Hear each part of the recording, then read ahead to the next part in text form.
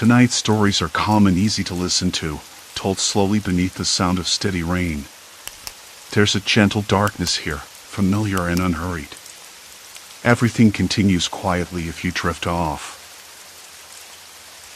Story 1, Silent Highway, the Phantom Roadblock. There's a way the highway breathes when you're hauling a rig through the middle of nowhere. Not the steady hum of tires on asphalt you'd expect, but something quieter, like the road is alive, patient, watching. I noticed it first around mile marker 47, just past the last gas station before the state line, where the trees lean in like old men whispering secrets. The sun was dipping low, catching fire in the clouds, and I was settling into the rhythm of my 18 wheels humming beneath me. It's a comfortable solitude, the kind you get used to after years on the road, the radio crackling low, the seat worn just right, the smell of stale coffee and leather mixing in the cab. I've been driving since before dawn, moving freight from Kansas City to Salt Lake, and the night ahead promised a stretch of nothing but blacktop and pine. I flicked on the CB, mostly out of habit.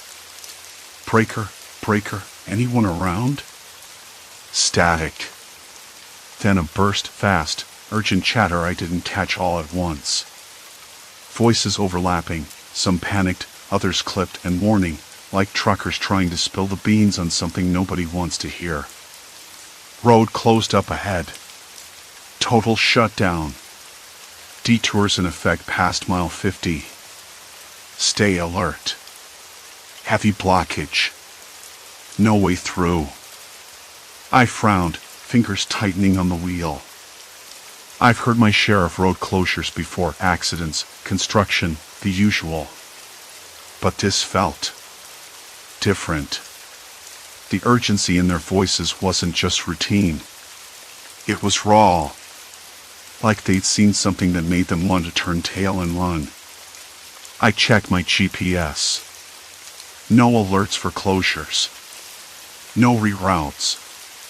The satellite map showed a clear path. I shrugged it off at first. CB chatter can get dramatic, especially on lonely roads where boredom makes stories bigger than they are. Still, I kept the channel open, listening for updates. Minutes passed. The sun slipped lower, shadows stretching across the pavement, and the trucks around me thinned out. Then, somewhere around mile 49, the chatter picked up again, louder now, more frantic. Block in place. No access past the bridge. Turn back, I'm telling you. They're stopping everyone. No one's getting through. I blinked against the glare, scanning the road ahead. Nothing. Not a single sign of trouble. No flashing lights, no emergency vehicles, no cones or barriers. Just a crackling sound of flying through the pines, the faint hum of my rig's engine, and the endless stretch of asphalt. Curious, I pulled off at a small rest area just before the bridge. My boots hit the ground with a thud against cracked concrete, the scent of pine and damp earth thick in the cool air. I leaned against the side of my truck, rubbing the back of my neck, and watched cars and pickups pass by without slowing. Not one seemed bothered by what I just heard. I approached a silver sedan idling nearby. The driver, a man maybe my age with a sunburned face and tired eyes, rolled down his window. "You hear the chatter about the road ahead?" I asked. He shook his head, a slow, deliberate movement. "Nothing like that. Road's clear as day.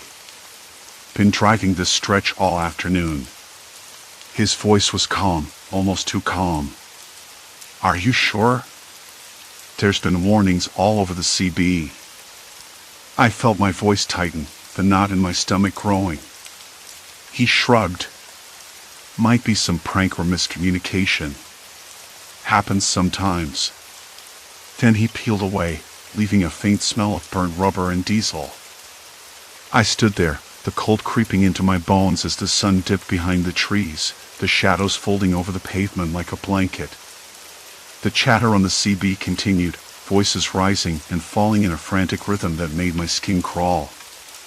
But out here, in the fading light, the road was impossibly still, empty except for the occasional car that passed without a glance. I climbed back into the cab, the interior light flickering briefly before settling into a steady glow. My hands trembled slightly as I adjusted the radio, tuning between channels, searching for some confirmation, some clue. Nothing. I still can't explain it. Just static and faint voices too far away to understand. I took a deep breath, the stale air tasting like burnt coffee and exhaustion. Maybe I'm just tired, I muttered to myself. Probably nothing. But the feeling lingered, a quiet pulse beneath my skin, like something unseen was waiting just beyond the next bend. I pulled back onto the highway, the engine's low growl filling the silence. Mile marker 50 came and went. No barricades. No detours. No sign of the block in place the CB chatter had warned me about. I caught a glimpse of my reflection in the side mirror, eyes wide, jaw tight. I rubbed my face, tasting the grit of the road dust mixed with the faint metallic tang of sweat. Then another vehicle approached, a dark pickup, windows tinted too heavily to see inside.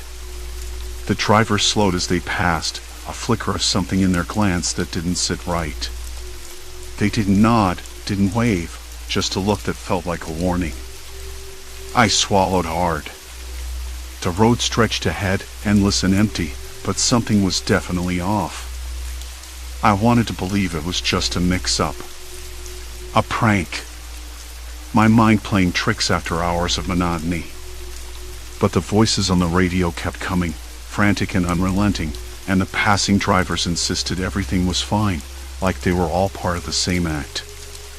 I switched off the CB, the silence inside the cab suddenly overwhelming. Outside, the night crept in, thick and suffocating. The highway waited, patient as ever. And I was the only one who seemed to hear the warning. The night didn't get any easier. I reached for the radio again, hoping maybe someone would say something clearer. Static at first, then a crackling voice, hurried and clipped. Road closed up ahead. No way through past mile marker 47. Turn back if you can. Then silence. No one else answered. Just that one warning, repeated twice before the channel fell dead. I cursed under my breath, the sound harsh in the quiet cab. Nothing looked out of place. The road was dry, the air cool but not cold, smelling faintly of pine and something acrid, maybe a distant campfire. I glanced at the dashboard clock, 11:37. Too late to turn around, too early to stop and rest. The mirror caught my eye again. My reflection was pale under the dash lights, eyes rimmed red, hair plastered to my forehead with sweat. I rubbed my face, tasting the grit again, but this time it felt sharper, almost metallic. I swallowed hard. Was I losing it? I thought about calling dispatch, but my phone had no signal out here. The truck's GPS blinked no data. I was cut off. Completely alone. The passing cars hadn't stopped either. Maybe they were just messing with me. Or maybe I was just paranoid. Yet every time I looked at the other drivers, their eyes slid away like they were hiding something. Like they knew something I didn't. I decided to pull over at the next rest stop, about 5 miles ahead. I needed to stretch my legs, clear my head, maybe find someone who would talk straight. The rest stop was a squat cluster of buildings tucked under the trees, half lit by harsh sodium lamps that flickered, throwing long shadows over cracked asphalt. The smell of diesel and old coffee hit me before I even opened the door. Inside, the place was almost deserted. A tired-looking clerk stood behind the counter, eyes barely lifting when I came in. "Evening," I said, my voice rough. "You know anything about the road ahead?" Heard some chatter on the radio about closures.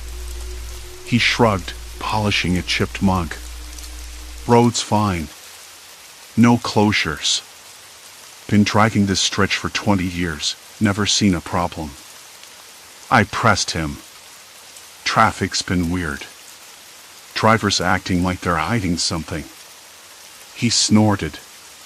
People get jumpy, especially at night. You're probably just tired. I wanted to argue, but the clerk's indifferent gaze shut me down. I left with a stale cup of coffee and a headache pounding behind my eyes. Outside, the night air felt heavier. The wind had picked up, rustling dry leaves and tossing the branches against the building with a hollow clatter. I leaned against my truck, taking deep breaths, trying to steady the tremor in my chest. Then I saw a pickup parked across the lot, engine idling low. The windows were tinted so dark I couldn't see inside. The truck's lights flickered once, then went off. A slow blink, like a signal. I stared. No one got out. No movement. Just the sound of the engine, low and steady. I felt the hairs on the back of my neck rise. Something about that pickup made my stomach coil tight. I made myself walk back inside, grabbing a map off the wall by the vending machines. It was old and faded, paper curling at the corners, but it showed the highway, mile markers, and side roads. I traced my finger along the route, stopping at mile marker 47. No detours marked. No warnings. Nothing. I flipped the map over, hoping to find a phone number or some emergency contacts. The only thing was a handwritten note stuck under the map frame. Stay on main road. Don't stop after dark. No signature, no date. I pocketed the note. That wasn't in the official pamphlets. Back in the cab, I dialed the dispatch number again, voice taut. Hey, this is Miller. I'm near mile marker 40. Got some weird chatter on the CB about road closures up ahead. You guys see anything? Static. Then a click. Negative, Miller. No reports of closures or hazards. You're clear. I frowned. Why would the radio say otherwise? I glanced at the mirror again, catching the faint reflection of movement behind the truck's window. A shadow. Just a quick flicker before it vanished. I shook my head. I was tired. Paranoid. But the feeling lingered. The next morning, sunlight spilled pale and weak through the cracked windshield. I hadn't slept much, too restless. I pulled over at the next town, a place called Red Pine, hoping to find a mechanic or someone who'd seen the traffic on the CB earlier. The diner at the edge of town smelled like burnt toast and strong coffee. Inside, a handful of locals sat at the counter, faces weathered, eyes wary. I took a seat beside an older man nursing a black coffee. His hands were knotted, veins like ropes. Morning, I said. You hear anything about the highway? Road closures or accidents? He looked up slowly, eyes sharp. Depends who you ask. What do you mean? He set the cup down, voice low. Some folks say the road's fine. Others say it's a trap. That people disappear out there. I blinked, surprised. Disappear? He nodded towards the window, where a gray pickup idled. Like that one. Comes through every few nights. Folks who drive past mile marker 47 don't come back. I glanced at the pickup. The driver's side window rolled down a fraction. A man's eyes met mine, cold and unreadable. I swallowed hard. The old man leaned closer. You're not the first to notice. But nobody talks much. Keeps the town quiet. Why? I asked. Fear, maybe. Or worse, what's out there waiting? I shook my head. There's nothing but road and trees. He smiled thinly, but there was no warmth in it. That's what they want you to think. I left the diner with a knot tightening in my chest. Was this some kind of joke? Or a warning? Back at the truck, I checked the CB again. Silence. The usual white noise. I was alone. And the road was watching. The truck hummed beneath me, tires rolling steady over the cracked asphalt as I pulled away from the diner. I flicked the CB on again, the static crackling louder than usual. But nothing. Just silence. The usual white noise, like the road itself, was breathing, waiting. I adjusted the dial, hoping for a familiar voice. Anything. Instead, an uneasy quiet stretched on. I glanced at the fuel gauge. Half full. Enough to keep going, but not enough to turn back without stopping. The thought of heading back felt wrong. Like retreating into something worse. The road ahead seemed to pulse with possibility and dread all at once. I reached for the coffee cup from the diner, the warmth seeping into my cold fingers. It tasted bitter, burned at the edges, but it was the only thing that felt real. The night was thick, a low fog curled around the trees like fingers reaching out, blurring the edges of the world. The headlights cut through the mist, but barely. Every mile marker I passed felt like a countdown. I tried to make sense of the conflicting chatter. Some drivers on the CB insisted the road was clear, nothing to worry about. Others whispered about traps, disappearances, things that didn't make sense. I kept hearing about that pickup, the one that came through every few nights. Like some grim reaper, ferrying those who vanished. I pulled over briefly near a turnout, the gravel crunching under the tires. The night smelled of wet earth and pine sap, the air, cold and heavy with silence cold enough to sting my nostrils. I stepped outside, the quiet pressing in. No wind. No rustling leaves. Just the faint hum of distant insects and the occasional bark of a dog far off in the woods. I took a deep breath, trying to shake the tightness in my chest. The old man's warning echoed again. I wasn't sure if I wanted to believe him, but the pit in my gut said otherwise. Back in the cab, I flipped the CB dial through the channels one more time. A voice came through, low and hurried. Mile marker 47. Watch it. Don't trust the signs. They'll lie to you. My hands trembled on the wheel. Signs? What signs? I'd seen nothing out of place. No detours, no roadblocks. Everything was as normal as any lonely stretch of highway could be.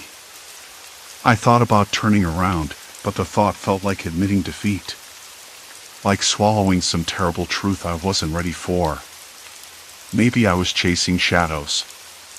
Or maybe the road had already decided my fate. The pickup reappeared in my rearview mirror. The driver's eyes caught mine again, unblinking, unreadable. I felt the weight of that gaze settle over me. Like I was being sized up, measured, and found wanting. I tried to radio for help, for someone, anyone, but the static swallowed my words. A faint buzz came from the dashboard, flickering lights casting odd shadows across the cab's interior. The truck felt different now, smaller, claustrophobic. Like the walls were closing in. I forced myself to focus on the road ahead, but the highway twisted oddly, or maybe it was just my mind playing tricks. The mile markers came and went, but something was off. Distances felt stretched, the same trees appearing again and again. I caught myself gripping the wheel too tight, knuckles white. The CB crackled again. You can't leave now. Not after you see it. I swallowed hard, the lump in my throat growing. See what? The voice was distorted, hurried, but there was a strange urgency beneath it. The kind that makes your skin crawl. I tried to ignore it, but the words echoed inside my head. Not after you see it. The road ahead bent sharply, a curve I wasn't expecting. I slowed, headlights sweeping over the shoulder where a figure stood, barely visible in the fog. A man, or was it a trick of the light? He didn't move, just watched. No signal, no gesture. Just watching. My heart slammed against my ribs. I wanted to press the gas, leave this place behind, but something rooted me to the spot. I blinked, and the figure was gone. The CB went dead again. Silence. Complete silence. I reached for my phone. No service. Of course. The isolation lapped around me tighter than the fog. Suddenly, a pair of headlights appeared behind me, fast and bright. The truck's engine growled as I instinctively moved to the right shoulder. The vehicle slowed, then stopped a few yards behind. The driver's side window rolled down. Another man's eyes met mine, sharp and cold. "You shouldn't be here," he said quietly. I nodded, words caught in my throat. He leaned out, voice low but firm. "This road changes people. You might not want to leave when it's done with you." I swallowed, the heat of panic rising. "What do you mean?" He shook his head slowly.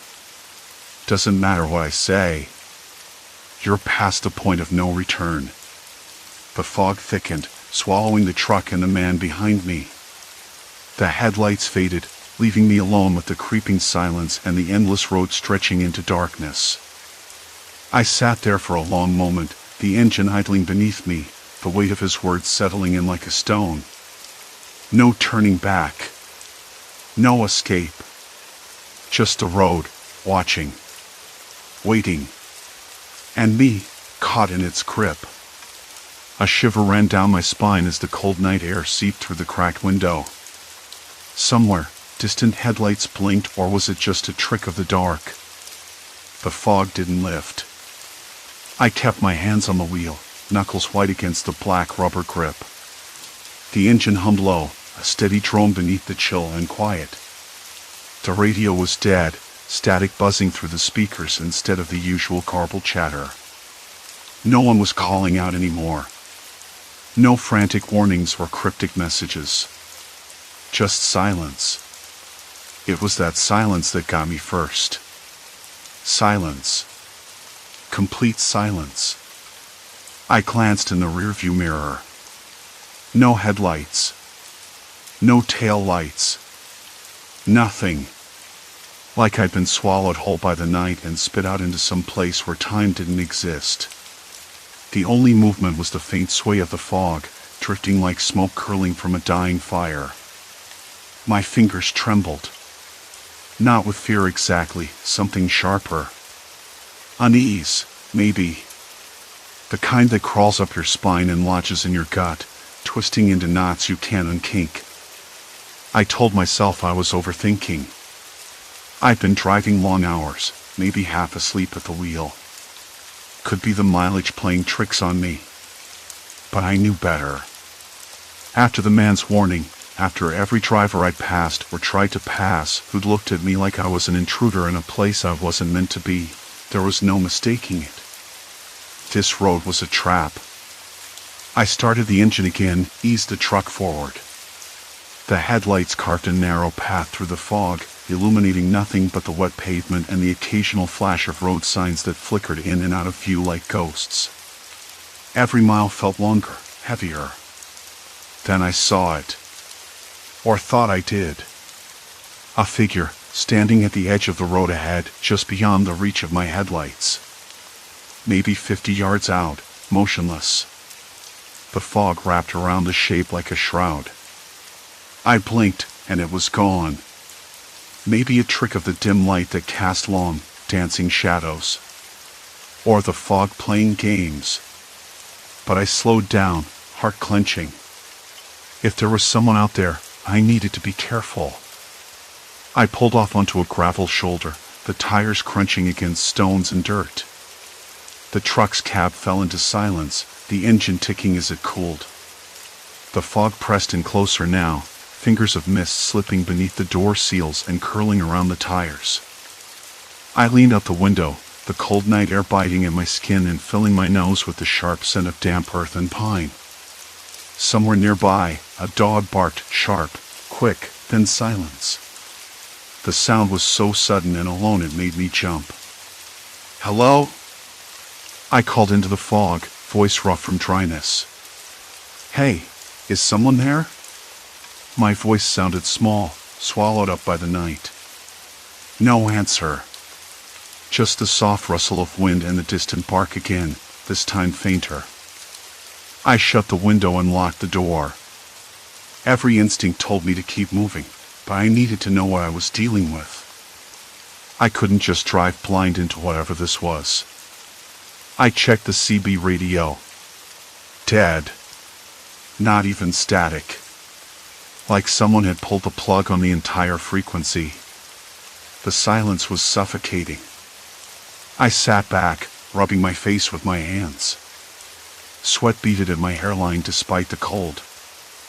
I thought of the drivers I'd met or thought I'd met who'd warned me to turn back. None of them made sense. They were too calm, too distant. Like they already belonged here, or were part of some unspoken agreement with the road. I couldn't shake the feeling that I was being watched.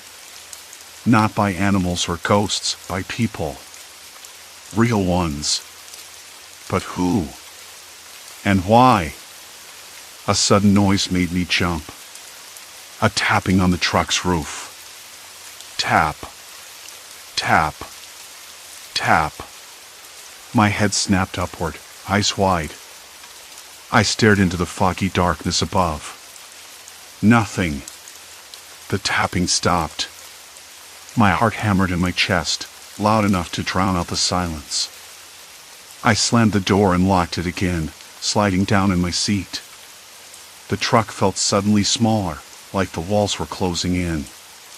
Then the radio crackled. Static first, then a voice, low and urgent. Turn back.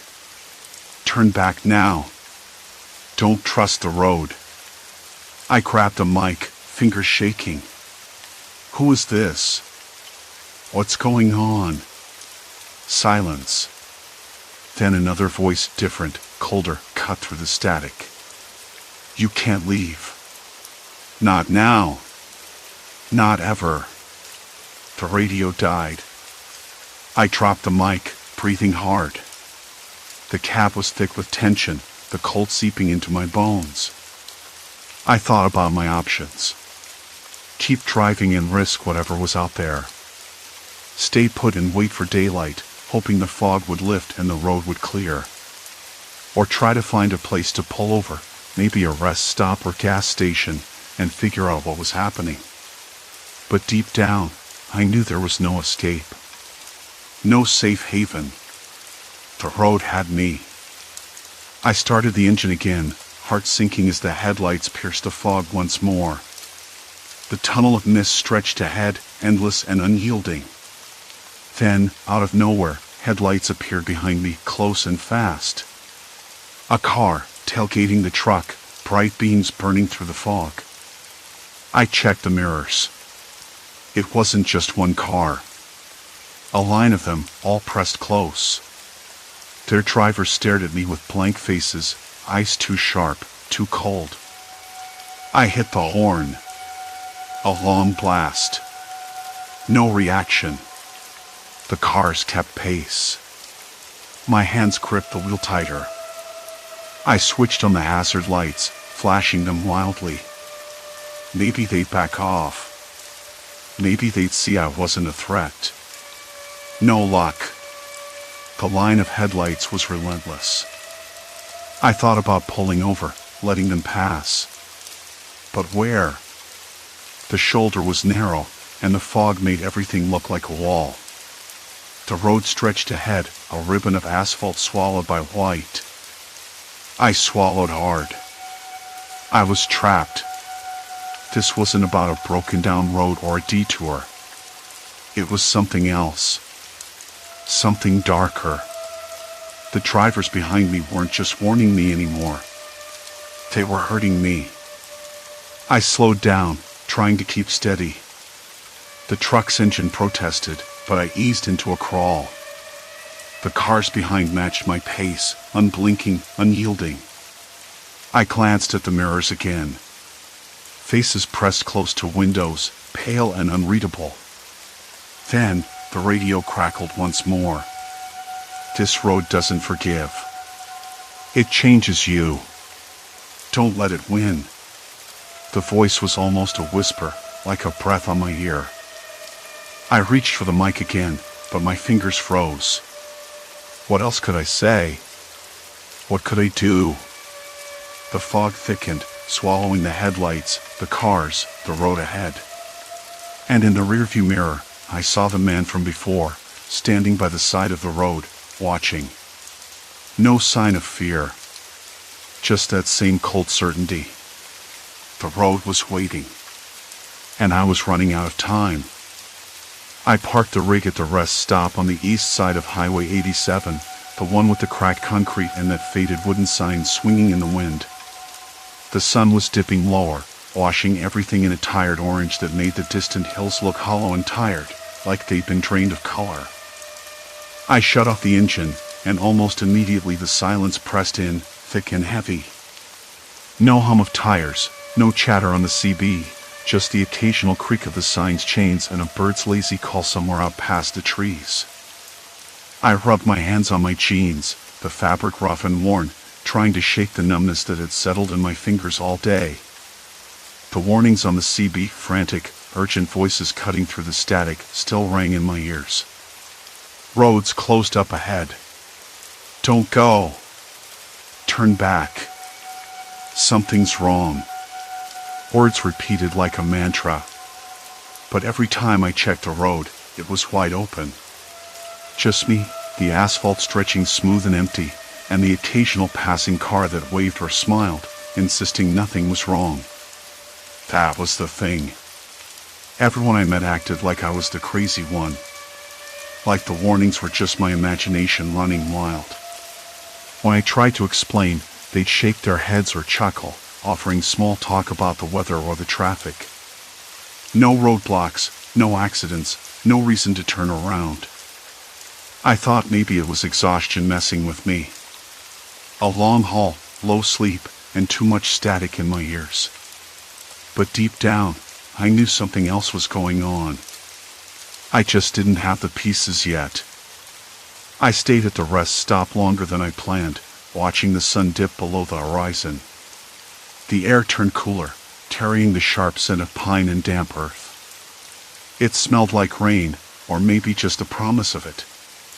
The wind tugged at the loose edges of my jacket, and the faint sound of a dog barking far off made me think of home, of my old dog, Max, who'd been waiting for me the last few years. I pulled my phone out, hoping for a better signal than I'd gotten all day. Nothing. Just a spinning circle of death and that annoying no-service message. Typical. That stretch of road was a dead zone for most things besides radio chatter. I flipped the CB back on, half expecting silence. But there it was again, a voice, cut sharp through the static, urgent as ever. Turn around. Not safe. Not safe. The words made my skin prickle, but I swallowed the lump in my throat and keyed the mic. Who's this? What's going on out there? My voice was rough, the dryness in my throat making it catch. No reply. A long pause. Then the same voice, low and ragged. They're watching. Don't trust the road. Don't trust the drivers. I froze. The engine idling beside me seemed too loud. My heart thudded, heavy in my chest. I blinked, trying to focus. Watching. Who's watching? What do you mean? Static. Then silence. I killed the CB and leaned back in the seat, the vinyl sticking to my shirt. The quiet was almost unbearable. I needed to move, but where? Each direction felt like a trap. Every time I tried to follow the warnings, the roads were clear. Every person I met denied anything was wrong. It was as if I was caught in some invisible cage. I closed my eyes and tried to breathe slow. The day's tension was building up, coiling tight in my chest. I thought about my wife, about the last call I'd made to her before I hit the road this morning. She'd sounded tired but hopeful, like she always did when I was away. I pictured her sitting by the window, waiting, the light behind her casting shadows on the wall. I needed to get out of this loop. I needed answers. And maybe, just maybe, I could find them if I stopped running from the fear and started facing it. I stepped out of the truck, the gravel crunching under my boots. The air felt colder now, the wind sharper. I walked toward the edge of the rest stop, where the trees began, their dark shapes looming against the twilight sky. The smell of pine needles and damp leaves filled my nose, grounding me. I could hear a car approaching on the highway, a soft hum growing louder. I stepped back onto the road as it passed, the driver giving me a quick nod. I raised my hand, hesitating. "Hey," I called out. "Did you hear the warnings? About the road ahead?" The car slowed, then stopped a few yards away. The window rolled down, and a man's face appeared, weathered and tired. "I don't know what you're talking about," he said, voice calm but firm. "Road's fine. Nothing's wrong." I swallowed hard, the frustration bubbling up again. "People on the CB said." "People say a lot of things," he interrupted. "Best not to listen to rumors." I nodded, trying to keep my voice steady. "Have you seen anything strange? Anyone acting weird?" He shook his head. "Just folks minding their own business. That's all." The car pulled away, tires humming on the asphalt. I was alone again, the fading light swallowing the world around me. I turned back to the truck, the weight of the day settling in my bones. I climbed inside, closed the door, and sat there for a long time. The dashboard lights cast a soft glow, illuminating the dust motes in the air. Outside, the night crept in, cool and silent. Then, something shifted. The CB crackled one last time. A voice, softer now, almost a whisper. "You're not alone." I froze, fingers tightening on the steering wheel. The words weren't a threat. Not exactly. They were a warning. An invitation. A reminder that whatever this was, it wasn't just in my head. I thought about the empty roads, the smiling drivers, the invisible maze I'd been trapped in. Maybe some dangers don't show themselves with flashing lights or roadblocks. Maybe the real monsters are the ones hiding behind polite smiles and calm voices. I switched the CB off. The silence returned, but it didn't feel so heavy anymore. I started the engine and pulled back onto the highway, the headlights cutting through the darkness. As I drove, the tension inside me loosened just a bit. I couldn't explain what had happened. Maybe I never would. But I knew one thing for sure, I wasn't the same man who'd started this trip. I'd been tested, twisted by fear and doubt, and I'd come out the other side. Not unscathed, but alive. Wiser, maybe. More cautious. And maybe, just maybe, ready to face whatever came next. The mile stretched out before me, empty and open now. The road was clear. The warnings gone silent. But I kept my eyes wide open. And I kept driving. Story 2, Room 7's Forgotten Tenant, Haunting Secrets Unveiled. The city had that dull, tired smell that always settled in just before dusk, like exhaust fumes mixed with something faintly acrid, maybe burnt coffee or overcooked toast. I dropped my bag on the floor, the zipper scraping against the rough carpet that had seen better decades. It was the kind of carpet that felt like a poor substitute for a floor, worn thin and patched with stains that suggested long, neglected histories. I rubbed my hands together, trying to shake off the sticky humidity clinging to my skin. Summer in this part of town wasn't kind. I could already tell that. The room was small. One bed pushed against the wall, a rickety desk with a lamp that flickered weakly, and a dresser with 3 drawers. The wallpaper peeled in one corner, curling like dead leaves. Not much else. I had booked the place last minute, under a name I barely recognized, and was grateful for a bed rather than the alternative, my car, parked too far away to be comfortable. I flipped on the cheap overhead light. That buzzing hum filled the silence, which was welcome and unwelcome at the same time. Silence. Complete silence. After setting up my laptop on the desk, I was about to collapse onto the bed when something caught my eye, a thin envelope tucked beneath the dresser. Odd. I'd already checked the room twice for anything left behind. I knelt and pulled it out. The paper was yellowed and cracked at the edges, the kind of thing you'd expect from a letter found in an old book, not a hotel room. Inside, I found a driver's license. The photo showed a man in his late 30s, eyes piercing and serious. The name was Daniel Mercer. I didn't recognize it. The ID expired 2 years ago. Odd again. I flipped the card over, then noticed something else pressed beneath it, a small, leather-bound notebook, its cover scuffed and worn. Curiosity took over. I opened the notebook carefully, as if it might shatter. The pages were filled with cramped handwriting, dense and uneven. The first entry was dated almost a month ago. I skimmed the words, my eyes slowing as I read. Day 1. The room feels different tonight. I'm not alone. I blinked. I read it again, slower this time. I'm not alone. A shiver crept up my spine. I looked around the room, suddenly aware of how close the walls seemed. The breeze from the window no longer felt refreshing but intrusive, as though it carried whispers meant only for someone else. I closed the notebook and sat back on the bed, trying to dismiss the growing knot of unease. It was probably a prank left by some previous guest. Or maybe Daniel Mercer had just forgotten his things. I told myself I was overthinking.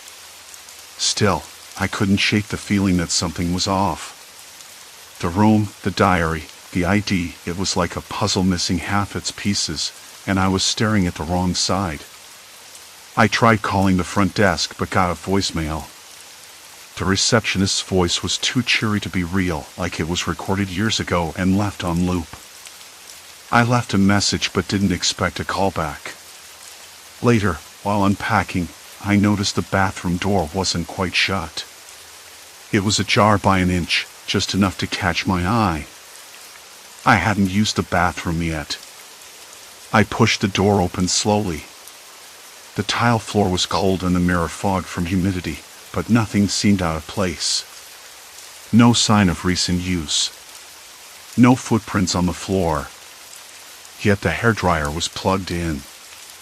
I stared at it, fingers twitching. Why leave that on? I unplugged it and stuffed it into the cabinet. Then I noticed a faint smell, not the usual bleach or soap, something musty, like damp fabric left too long in a drawer. Back in the main room, I flicked on the desk lamp again. The flicker was worse now, strobing in a rhythm that made my head throb. I leaned close to the notebook, flipping to another entry. Day 12. Heard voices through the wall. Not sure if I'm losing it or someone's really there. They don't know I'm awake. My breath caught. Voices? Walls? I pressed my ear to the peeling wallpaper near the dresser. Silence. Then a muffled thump. Maybe the old building settling. Maybe not. I pulled my phone out and checked the room number on the booking app, 512. I looked at the door again, noticing the lock was the old slide bolt type, scratched and worn. The key looked like it had been copied 100 times over. I paced the room, hands clasped behind my back. I tried to imagine who Daniel Mercer was. The diary hinted at someone trapped or hiding. Was he still here? Or had he left and someone else moved in? The thought made my skin crawl. I sat down again, notebook in hand, the pen resting on my knee. The entries grew more frantic toward the end. Day 28.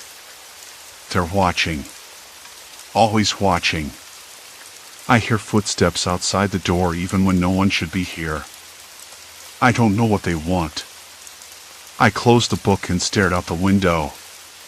The street below was bathed in the orange glow of streetlights. People passed by in small groups, laughing, talking. Life carried on as usual. But not here. I felt a prickling sensation at the back of my neck, like someone was standing just behind me. I turned quickly. Nothing. The room was silent except for the hum of the air conditioner kicking in, uneven and rattling. I told myself to get a good night's sleep, that tomorrow I would check out early and find another place. But even as I rolled over, the unease lingered. The sense that the room wasn't entirely mine. That someone else was still here, still watching. And maybe had been all along. The night stretched on, thick and quiet except for the steady hum of the air, cold and heavy with silence conditioner and the occasional creak of the building settling around me. Eventually, the clock's steady ticking became a metronome to my restless mind. I sat up and flicked on the bedside lamp, its harsh light flooding the room with an uncomfortable clarity. The shadows fled, but the unease stayed. I pulled the diary back out, spine cracked and pages dog-eared, and flipped to the earlier entries. The entries before the chaos seemed almost normal, mundane, even a list of daily routines, observations about the city, weather notes. But the tone shifted gradually, like a slow drip of cold water. The writer started mentioning noises, things out of place, the feeling of being followed. Day 14. Someone was in the hallway. Heard the floorboards creak an hour after midnight. No one checked in on this floor for days. The handwriting was shaky here, ink smudged as if the pen had been dragged too fast, nerves getting the better of the writer. I frowned. That meant the previous occupant had noticed something wrong long before I did. The thought tightened my chest. If this person had been here, in this room, for weeks, maybe even longer, where had they gone? Or had they ever left at all? I glanced around the room. The furniture looked untouched, but I knew better. There had to be a place, a space, a secret somewhere in these four walls. Not a hidden door or a trapdoor like the movies, but something smaller, less obvious. A vent, a crawl space, a panel maybe. I stood and moved toward the bathroom, the tiles cold under my bare feet. The air smelled faintly of bleach and something metallic, maybe rust from old pipes, but I caught a whiff of something else, too, faintly musty, like damp fabric or old paper. I crouched and peered behind the toilet. Nothing. Then I checked the closet, running my fingers over the backs of the hanging clothes, the baseboard, the wall corners. The wallpaper was peeling slightly near the window, edges curling like the pages of a neglected book. I reached out and touched it. The plaster underneath felt rough, uneven. A patch seemed newer than the rest, a different shade of white beneath the faded floral pattern. That caught my attention. I eased the wallpaper back, careful not to tear it too much, and uncovered a small rectangle of drywall that didn't quite match the surrounding wall. I pressed my fingers around the edges. It wasn't loose, but it gave a little under pressure. Heart quickening, I looked around for something to pry it open with my key card, the end of a pen, but hesitated. What was I hoping to find? Another diary? A hiding place? Or a trap? I stepped back, breathing uneven. The room felt smaller suddenly, the walls closing in with secrets. I forced myself to calm down, reminding myself this was just a room, 4 walls, a bed, a bathroom. Nothing more. But the feeling of being watched, the diary's words, they weren't just in my head. They were real. Someone had been here, maybe still was. Morning came reluctantly. The sky was a dull gray, the kind that made everything feel flat and muted. I didn't sleep well, but I forced myself out of bed and went down to the lobby. The receptionist, a woman named Carla, was arranging brochures behind the desk when I approached.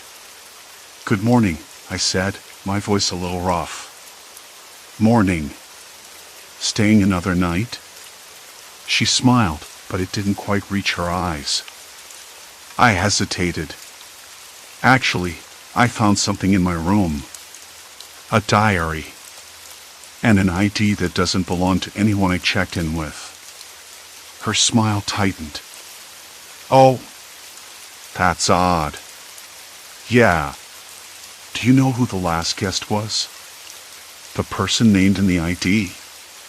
She glanced up and down the hallway, tearful or maybe nervous. "Room 312 had a guest who left a few days ago, a writer. Name was... I can't quite recall." "You can't recall?" I pressed.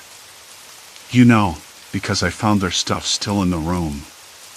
Carla swallowed. "Look, I'm not supposed to talk about guests' business.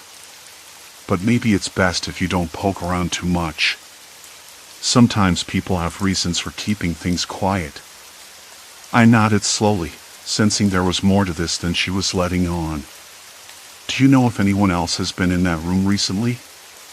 Or if maintenance has done any work there?" "No work," she said quickly, eyes darting. "And as far as I know, no one else has been in there." I thanked her and left, the chill of suspicion settling deeper inside me. Back in the room, I tried to shake off the feeling that eyes were following me from behind the curtains or the vents. I checked the diary again, this time scanning for addresses, names, anything that could lead me to find this writer or whoever had been living here. Near the back, I found a scribbled note: "If you find this, be careful. They're not just watching, they're controlling. They know what I do, or I go. They even know when I'm asleep." That line hit me like a slap. Who was they? Someone with access to the building? A tenant? Or worse, someone who had been hiding here all along, using this room as a base? I made a plan. I would check the building's security cameras, ask the staff about any strange visitors, and maybe if I could sneak a peek at the adjacent rooms. If someone had been living here in secret, there had to be signs, discarded food containers, clothes, anything. I sat on the edge of the bed, tired but wired, and pulled out my phone. The battery was low, but I had enough time to call the front desk. Carla answered, her voice polite but tight. "Could I see footage from the hallway outside room 312? Just curious about the last few days. Maybe I left something in the corridor?" There was a pause long enough to make me wonder if she was weighing the risks of saying no. "I'll have to ask the manager," she finally said. "Please," I said, trying to keep my voice calm. "It's important to me." "All right," she replied, "but I can't promise anything." I hung up, a knot tightening in my stomach. This was bigger than I thought. The diary, the ID, the strange patch on the wall, it all pointed to someone who had slipped through the cracks, hidden in plain sight. Hours later, Carla called back. "Manager says you can come down to review the footage, but only with me present." I agreed immediately. The hotel security room was cramped, filled with screens and blinking lights. Carla sat beside me, her fingers tapping nervously on the desk. "Here," she said, pointing to one monitor. "This is the hallway outside 312. We watched. For hours, really. Footsteps, shadows passing by, cleaning staff pushing carts. Nothing out of the ordinary at first. "Who is that?" I whispered. Carla shook her head. "No idea. I don't remember seeing anyone check in dressed like that." I rewound the footage, watching the figure disappear behind the door. Minutes later, the door cracked open and a hand slipped out, pulling something small and wrapped in cloth. My heart thudded. Someone was still here, living in my room, watching me. I looked at Carla, who avoided my gaze. "We have to tell someone," I said, voice barely steady. She nodded slowly, but the hesitation in her eyes told me this was far from simple. The hotel had secrets, and I was right in the middle of them. The air in the security room felt thick, charged with something unspoken. I wasn't just a guest anymore. I was a target. And the real story was just beginning. The screens flickered in front of me, cold little windows into the hallway outside room 312. Carla's tapping slowed, then stopped altogether. The hum of the security monitors filled the cramped room like a low drone. Outside, footsteps echoed faintly, someone passing by, maybe the night clerk or a guest returning late. Nothing unusual. At least, nothing at first. I squinted at the timestamp in the corner, 3:17 a.m. The corridor was empty except for a cleaning cart pushed by a tired night janitor. Then, at 3:42, a shadow slipped past the camera's edge. Too quick to be a guest making a late return. Someone familiar with the camera angles, someone who knew when they could move unseen. My throat tightened. "Pause it there," I whispered. Carla froze the frame. The figure was too blurry to make out a face, but the posture, the way they moved, felt deliberate, cautious. Like they didn't want to be noticed. My fingers twitched, resting on the edge of the desk. Could that be the person who never checked out? I asked. Carla shrugged, eyes flicking nervously to the door. "I don't know." The manager said there's no record of anyone staying beyond their checkout date. But something's off. "I don't like this," she said quietly. Neither did I. The more I watched, the more I realized the footage was just a sliver of the story, the part the hotel wanted visible. What about the spaces between those moments? The gaps where the cameras blinked off or where the angle left blind spots. That's where the truth hid. I wasn't just a guest anymore. I was a trespasser in someone else's hidden world. I left the security room feeling the weight of that. The stale air smelled like burnt coffee and old vinyl. My skin prickled, cold despite the summer heat pressing against the windows. Carla walked me to the elevator, her gaze darting over her shoulder every few seconds. "Look," she said, voice low, "I'm going to be honest. You should think about getting out of here. This isn't normal. Whoever was in your room, whoever's been watching you, it's not just some prank or mistake." I nodded, but inside, the knot in my stomach tightened. Escape wasn't that simple. The diary I'd found, it wasn't just a collection of ramblings. It was a map. A record of someone's entire existence, scribbled in margins, folded pages, and hurried scrawls. The last entries were desperate, paranoid. They talked about being trapped. About silence that wasn't silence at all. Back in my room, I dropped my bag on the bed. The musty scent of old paper and faint cologne lingered in the air. I ran my fingers over the diary's cover, rough and worn. My phone buzzed, a message from an unknown number. I froze before opening it. "You shouldn't be here." No signature. Just those 4 words. The screen glowed too brightly in the dark. I swallowed hard. The walls seemed to close in, the air thickening around me. I paced the room, heart drumming against my ribs. The window was shut tight, but a single curtain fluttered slightly, stirred by the faintest draft. Outside, the city pulsed with distant sirens and the occasional bark of a dog. Life continued, unaware of the silent watcher inside my room. I tried calling Carla but went straight to voicemail. No surprise there. I flipped through the diary again, searching for anything I'd missed. Then I saw it, a folded piece of paper tucked between the last pages. I unfolded it carefully.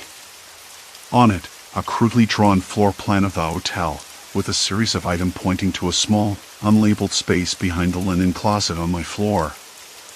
A hidden room. My pulse quickened. I shoved the diary and the note into my jacket pocket and grabbed my phone. If there was a secret room, if someone had been living here all along, I needed to find it. But just as I stood up, the lights flickered, the hallway outside dimmed briefly, then brightened again. A subtle, but unmistakable sign that I wasn't alone. I stepped into the corridor, the worn carpet muffling my footsteps. The hotel was quieter now, the usual hum of activity replaced by the low breathing of a building settling for the night.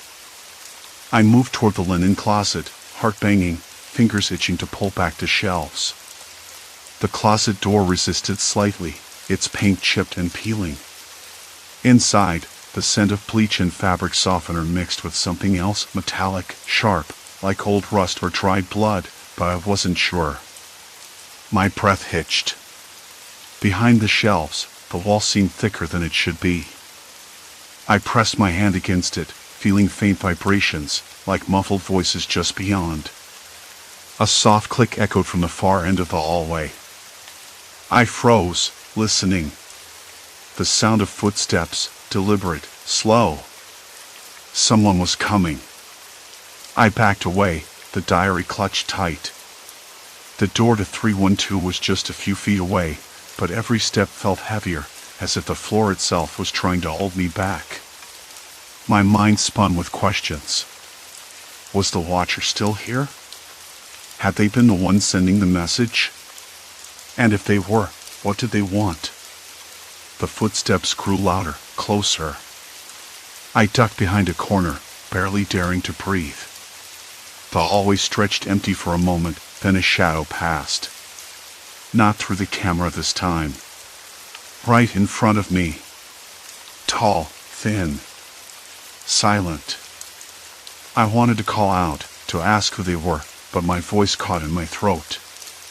The figure stopped just long enough to glance my way, then slipped into the stairwell. I exhaled, slow and steady. Whatever this was, it had crossed the line from mystery to menace. There was no turning back now.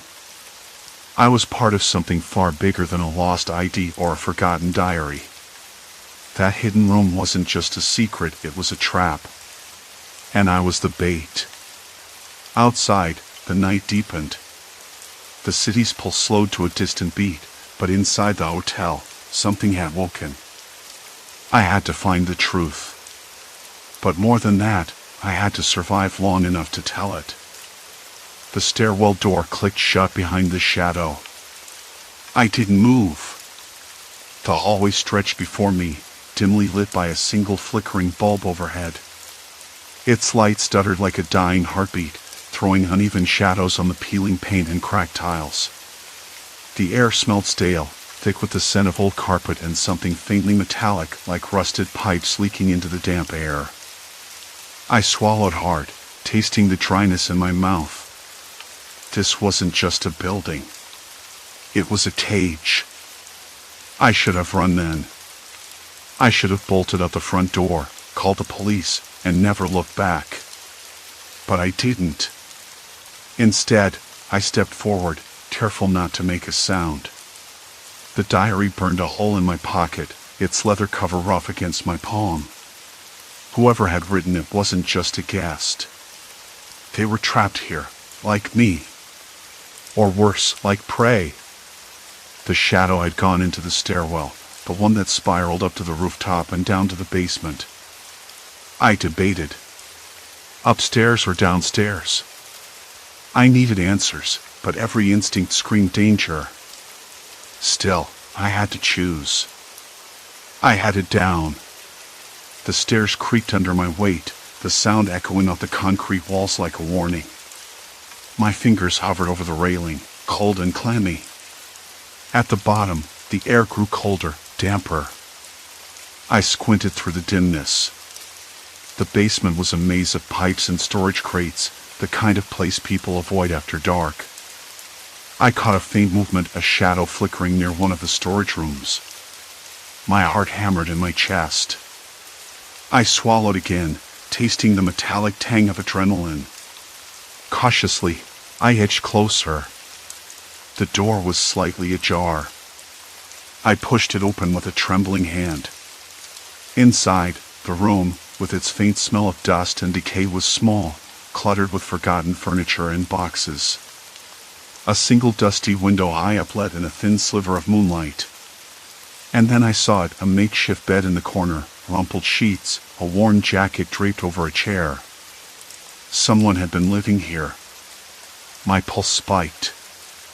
I scanned the room for anything else, a note, a clue, a sign. My eyes landed on a crumpled photograph pinned to the wall. A man and a woman, smiling in front of a faded diner. On the back, a scrawled note, waiting. Not forever, but long enough. I shivered, the words echoing in my mind. Waiting for what? For whom? A sudden noise, a soft shuffle behind me. I spun around, heart in my throat. Nobody. Just a rat, darting across the floor and disappearing into a crack. I exhaled shakily, trying to steady my nerves. Then I heard a voice, low and deliberate, right behind me. You shouldn't be here. I froze. The voice was close, calm but cold, like ice sliding over glass. I didn't turn. Instead, I swallowed the lump in my throat and forced myself to speak. Who are you? No answer. Just the faint sound of footsteps retreating back into the shadows. I wanted to chase, to demand answers, but my legs refused. My mind raced, piecing together the fragments. The ID I found, the diary, the hidden room, this person had been here, watching, waiting, maybe even hiding. But why? Back upstairs, I locked the door behind me and leaned against it, the diary still clutched tight. My hands trembled, the pages whispering secrets I wasn't sure I wanted to know. The entries spoke of loneliness, fear, and a growing obsession with someone who never noticed the watcher's presence. A story of desperation disguised as devotion. Suddenly, the hotel phone rang, sharp and unexpected.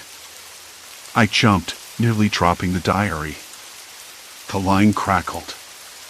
Did you find it? The voice was distorted, but unmistakably cold. Who is this? I stammered, heart pounding. Keep looking. You're closer than you think. The line went dead. I sat down hard on the bed, the weight of everything pressing down like a stone. Was this person playing a game? Testing me? Or warning me? The diary's final entries spoke of a breaking point, a moment when the watcher would step out from the shadows.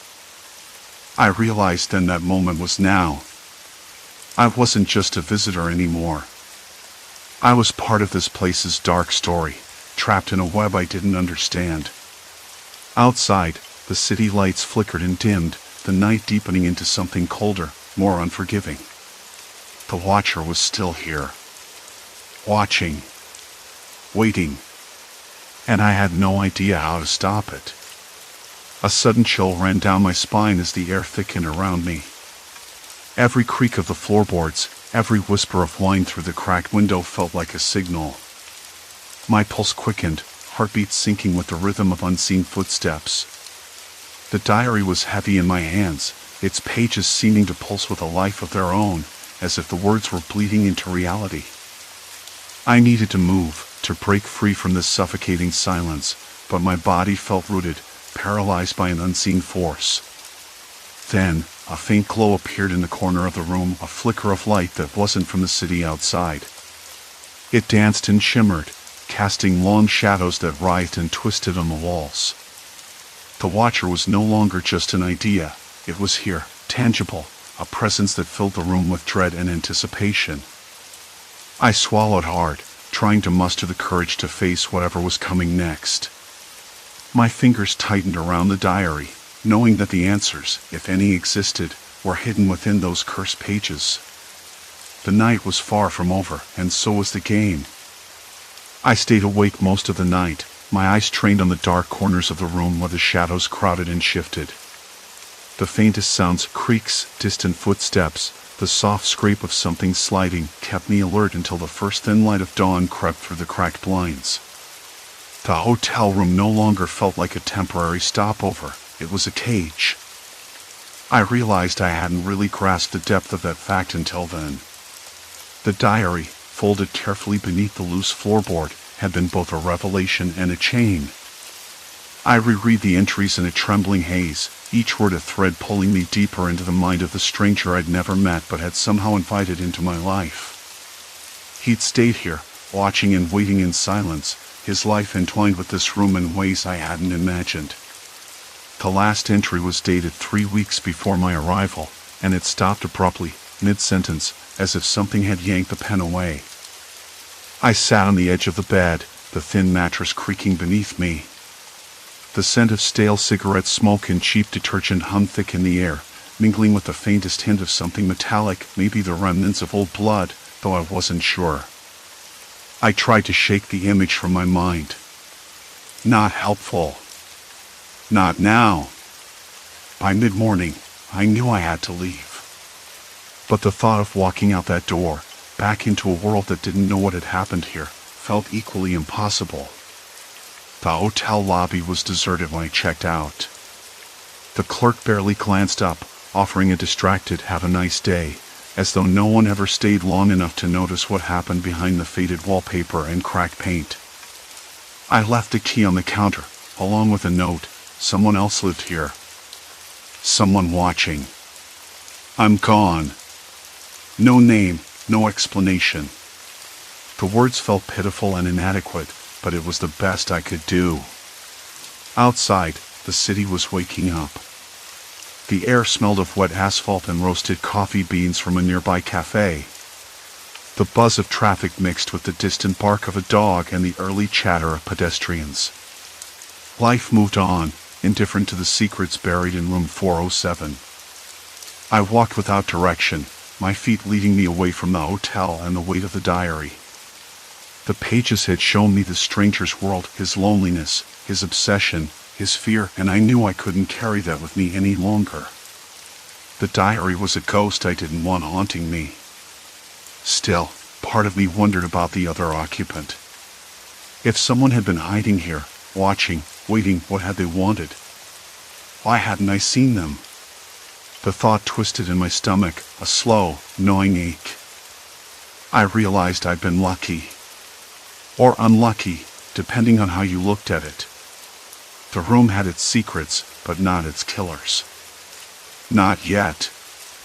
Later that day, I found myself in a small park, sitting on a weathered bench beneath a gnarled oak tree. The bark was rough under my fingertips, grounding me. I pulled the diary from my bag one last time, flipping through the pages with a sense of finality. The stranger's handwriting was shaky, sometimes desperate. His words painted a portrait of a man unraveling in isolation. I read aloud quietly, as if the act might exorcise the lingering unease. I don't know how much longer I can stay hidden. Every sound feels like a warning. Every shadow, a threat. But I can't leave, not yet. The voice I heard was fragile, cracked. And somewhere beneath the fear, a thread of hope. The afternoon sun filtered through the leaves, dappling the pages. The world here was different, lighter, breathing. And I realized I'd been holding my breath for far too long. I didn't return to the hotel. Instead, I called the front desk from a cafe down the street, insisting they check room 407 thoroughly.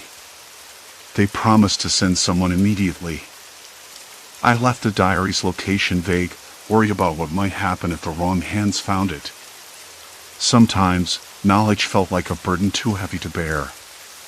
The days that followed were a strange mix of relief and apprehension.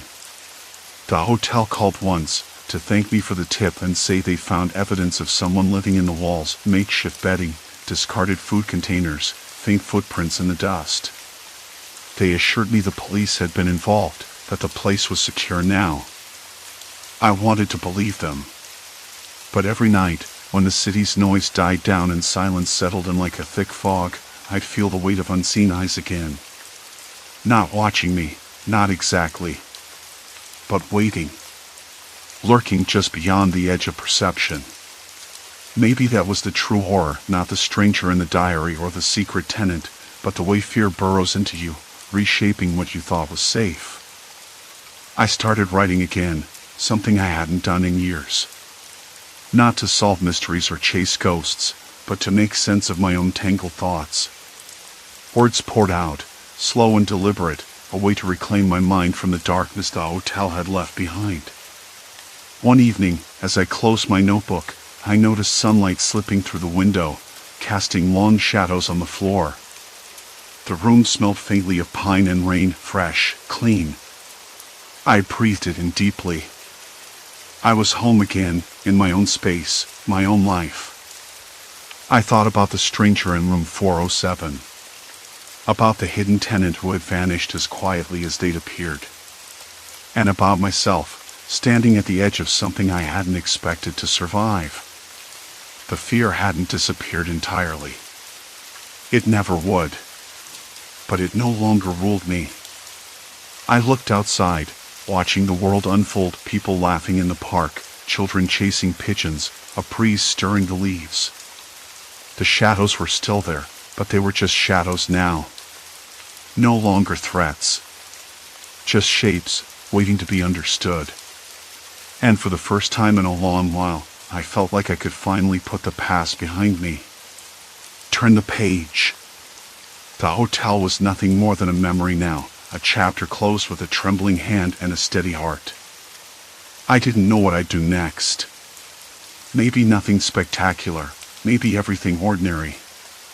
But I knew this, I was still here. Still standing.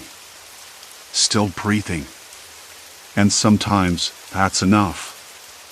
Story 3, The Mimic Hospital, Voices That Deceive. The first time I heard her voice, I was halfway down the corridor, the dull hum of fluorescent lights overhead pressing on my skin like a low-grade headache. "Hey, Mark," the voice said, soft and clear but just out of reach. I stopped. My throat tightened, and I glanced around. The hospital wing was empty. No nurses, no patients, no visitors. Just the dim, flickering hallway lined with closed doors and the occasional sputtering light above a nurse's station. "Mark," the voice said again. I swallowed. It was Sarah's voice, my friend Sarah, the one who'd been discharged last week after her surgery. Or at least I thought it was her. I stepped closer to the room the voice seemed to come from, a patient room at the end of the hall. The door was shut tight, a small window clouded with dust and smudges. I pressed my ear to it, but there was nothing, just a faint, mechanical thrum of a ventilation system somewhere deep behind the walls. I shook my head and backed away. "Must be imagining things," I muttered, though my voice sounded small, swallowed by the vast empty silence around me. I'd been working the night shift at St. Vincent's for 3 months now. Hospital security, mostly routine patrols and check-ins, nothing more than making sure wandering patients didn't get lost or stumble into restricted areas. Usually, it was boring, too boring. I liked it that way. Familiar faces in the day, the occasional late-night ambulance wail in the distance, and then long stretches of nothing. But that night, something felt off. The hallway lights flickered again, a slow, uneven stroke that made the shadows dance like they had a life of their own.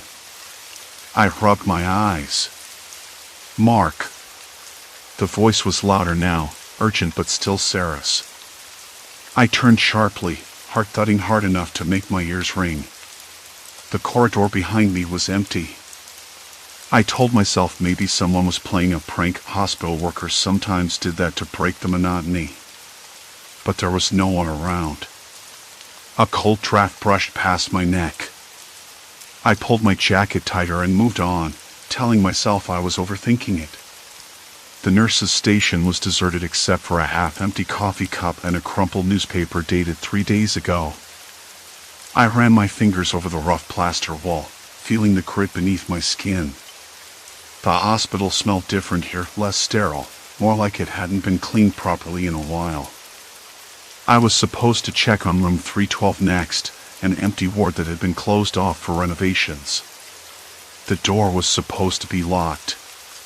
But when I reached it, the handle was warm in my palm. Warm. That shouldn't be possible. I glanced down the hall. No one. Not a single soul. I pulled the door open an inch. The room was dark, the only light coming from the faint glow of a phone screen lying on the bedside table. The screen showed a paused video, a man speaking, but the sound was off. The air inside the room was thick, stale, and smelled faintly of burnt plastic. I stepped back quickly. "Mark," the voice whispered again, barely audible this time, like it was coming from underwater. I closed the door and leaned against it, breathing hard. My hands trembled, and a bead of sweat rolled down my temple despite the chill in the air. I tried to convince myself it was a trick of the acoustics. The hospital was old and labyrinthine, with vents and pipes that could carry sound in strange ways. Maybe, just maybe, it was someone else calling to me from somewhere else entirely. But Sarah's voice. I knew it well enough to be sure. Later, in the security office, I replayed the audio from the hallway cameras. Nothing unusual. No one walking near room 312. No one calling out. Just me, pacing and staring at a locked door. I told the night nurse, Mrs. Callahan, about it the next morning. Her eyes narrowed, and she gave me a look that said she didn't believe a word. "Old buildings play tricks on your head," she said, tapping her pen against the counter. "Maybe you're just tired." Maybe she was right. But when I left the hospital that day, I caught a glimpse of someone down the corridor, half hidden in the shadows with a pale face and dark eyes that didn't quite belong in a place like this. They vanished before I could blink, leaving only the faint scent of burnt plastic lingering in the stale air. I told myself to forget it, to push it away like the unsettling hum of the fluorescent lights. But I couldn't shake the feeling that something was watching, waiting. And somewhere in the maze of empty rooms, my friends were still calling. I moved forward, each step echoing louder than the last, my breath shallow in the cold silence. The walls seemed to close in, shadows twisting in corners where no light reached. The faint, distorted calls of my friends floated through the air, pulling me deeper into the building's heart. Suddenly, a sharp noise, a metallic clang, broke the stillness. I froze. Then, from behind a cracked door, a whisper, "Help me." It was soft, desperate, and unmistakably familiar. The scent of burnt plastic grew stronger, curling around me like smoke. I had to find them. Whatever this place was, it wasn't done with us yet. The clang still echoed in my ears as I leaned against the cracked door frame, my fingers pressed flat against the peeling paint. "Help me." The whisper was faint, but it lingered in my mind, a needle threading through every thought. I stepped inside. The room was empty except for a rusted metal bed frame and a cracked window that barely let in the dull glow of the hallway's emergency lights. The walls were a sickly yellow, stained with what looked like years of neglect and something darker in places. The floor tiles were cracked, some missing altogether, revealing the cold concrete beneath. I crouched down, running my hand over the rough plaster, feeling the grit rub off onto my skin. There was nothing else, no sign of who had spoken. No footprints. No discarded belongings. Just silence. Except for the faint hum of something electronic, barely audible but definitely there. A low, steady buzz that didn't belong to the old hospital's ancient wiring. My hands trembled, but I forced myself up and scanned the room, with its faint smell of dust and decay again. Then I noticed it, a small black box tucked behind the radiator. The kind of thing you'd miss if you blinked. It looked like a speaker, maybe a little Bluetooth device, but with wires fraying out from one side. The burnt plastic smell came from it. I pulled it out carefully. The wires still had a faint warmth, like it had been running recently. My fingers brushed a button, and suddenly a distorted voice crackled out, saying, "Hey, it's me. Come here." My breath caught. The voice was unmistakable, Jesse. My friend. But the sound was warped, mechanical, like someone had fed his voice through a bad text-to-speech app. I dropped the device onto the floor. "No," I whispered. "This can't be real." But it was. I sat down with my back against the wall, heart hammering. Whoever was doing this was using technology to imitate my friends. To lure people in. To trap them. I wanted to run, to get out, but my legs wouldn't listen. The hospital corridor outside was empty again. The lights flickered faster, shadows jumping like restless ghosts. But no ghosts were here. Only a person. Someone who wanted to trap me. I needed to find out more. I needed to understand how deep this went. The next day, I went back during visiting hours, pretending to be a volunteer. The receptionist barely looked up as I slipped past, my ID badge hanging crookedly around my neck. The place smelled different in the daylight, less oppressive, but no less eerie. The buzz of distant machines and faint chatter from the nurse's station filled the air. I headed straight for the ward where I'd heard the voices. The layout was a labyrinth.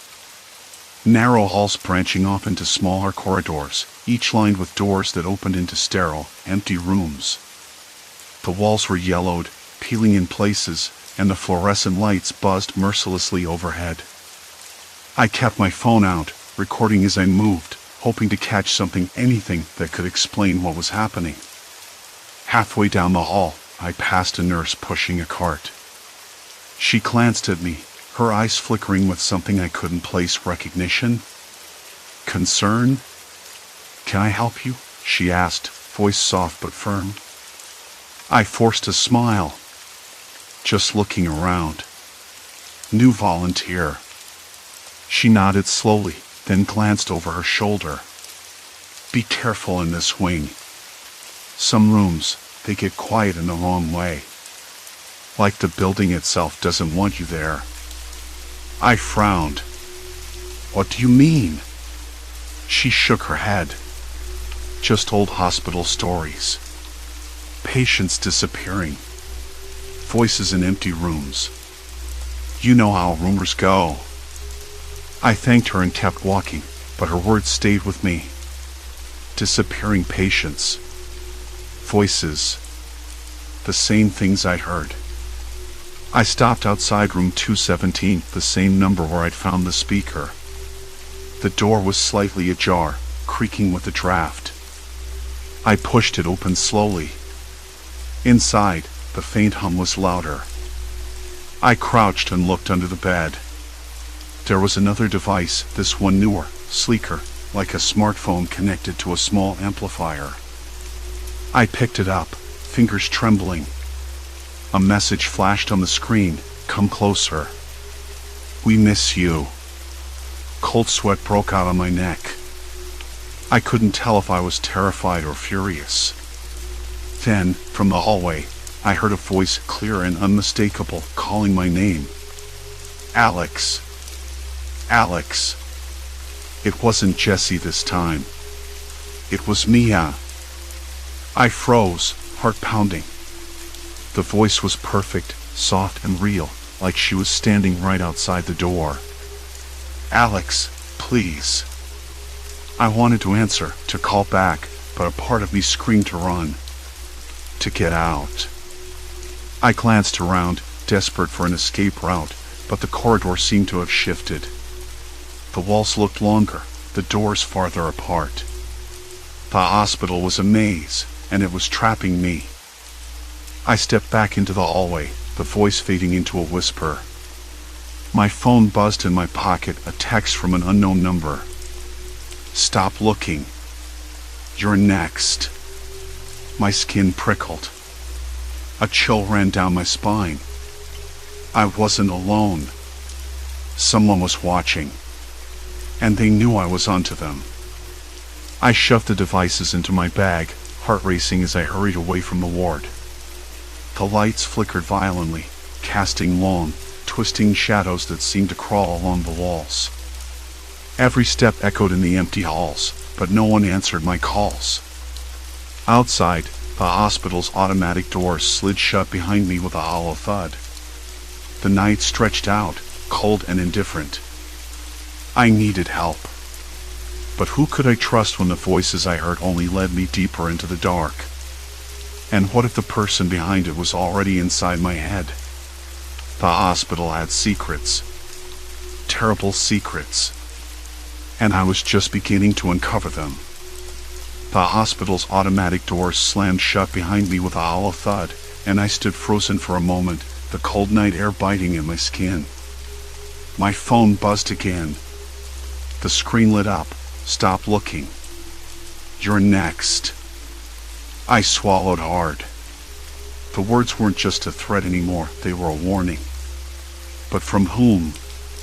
The hospital, the labyrinth where shadows thickened? Or the person behind the messages, the one using those synthetic voices to lure people into silence? I shoved my hands into my coat pockets and started walking down the cracked sidewalk. The night smelled faintly of rain and something else, stale antiseptic mixed with decaying leaves. A dog barked somewhere in the distance, sharp and lonely. I wanted to convince myself it was just a stray, but it sounded like a warning too. I kept thinking about those voices, my friends, calling me from empty rooms. I knew they weren't real. The tech behind it, voice synthesis software, was getting better every day. But who had the time, the obsession, to set up this elaborate trap? I had to know. The next morning, I woke up with my head pounding and the stale taste of hospital cafeteria coffee still lingering on my tongue. My phone was dead, no missed calls, no new texts. That felt like a small mercy. But the images of the endless corridors, the flickering lights, and the echo of my friends' voices calling from nowhere clung to me like a shadow. I found myself back at the hospital before noon, drawn by a mix of dread and determination. The front desk was deserted, the nurse's station cold and empty as if the place had been abandoned. I ducked past the reception and slipped into the ward where I'd first heard the voices. The hallway stretched out, longer than I remembered, the walls peeling in places, exposing rough plaster that scraped my fingers as I brushed against it. Fluorescent lights overhead buzzed erratically, flickering in a maddening rhythm that made my skin crawl. I hesitated outside one of the rooms, the one where I'd heard Sarah calling my name. The door was cracked open, and inside the stale air smelled of disinfectant and something metallic, like old blood. My throat tightened. "Sarah?" I whispered, stepping inside. Silence. Complete silence. I scanned the room. Empty bed, a rusted four-stand, a cracked window letting in weak daylight. The floor was littered with crumpled papers, patient charts, scribbled notes, and some printouts with strange symbols and lines of code. I picked one up, fingers trembling. It was a printout from some kind of voice synthesis program, the kind used in speech therapy or assistive technology. Someone had been using it here. Had been using it to fake my friends' voices. A cold realization slammed into me. This wasn't random. It was planned. Calculated. I dropped the papers and turned to leave, but the door in front of me slammed shut with a sudden, sickening bang. My heart jumped into my throat. I grabbed the doorknob and twisted hard, but it wouldn't budge. A voice crackled from the intercom mounted high on the wall, distorted, mechanical but unmistakably human. "Don't try to leave," it said. "You're part of it now." My hand shook as I pressed my ear to the speaker. The voice continued, calm, almost amused. "You think you can outsmart me? This hospital is my playground. Every corridor, every room, it's a cage. And you're inside it." A cold sweat broke out along my spine. I pulled at the door again, harder this time, but it was no use. The lock had been engaged from the outside. I backed away, heart hammering, scanning the room for another exit. But there was none. No windows that opened, no hidden panels. Just four walls closing in. The voice came again, softer now. "You heard the others, didn't you? Their voices? They're not lost. They're waiting. Waiting for you to join them." I swallowed hard, a dry lump lodged in my throat. I thought of Sarah, Mark, Lisa, the friends I'd heard calling. Were they trapped here too? Or worse? My phone buzzed again, still no signal, but the screen lit up with a new message. "You can't leave. Not anymore." I sank to the floor, the cold linoleum seeping through my coat. Panic clawed at my chest, but beneath it, a stubborn ember of resolve flared. I wasn't going to become another ghost in this place. Not without a fight. I pulled out the printouts, scanning the code again. This had to be a key, a clue. Maybe a way to track the source of those voices, to find the person behind this twisted game. But time was running out. The lights flickered violently, casting long, grotesque shadows that seemed to twist and dance on the walls like puppets in a cruel show. My breath came in ragged gasps. There was a presence here, just beyond sight, watching me. I ran my fingers over the cracked plaster near the door, feeling the rough edges. If I couldn't open the door, maybe I could find a way out somewhere else. A sudden noise made me whip around, a soft tapping, like fingernails against glass, coming from the window.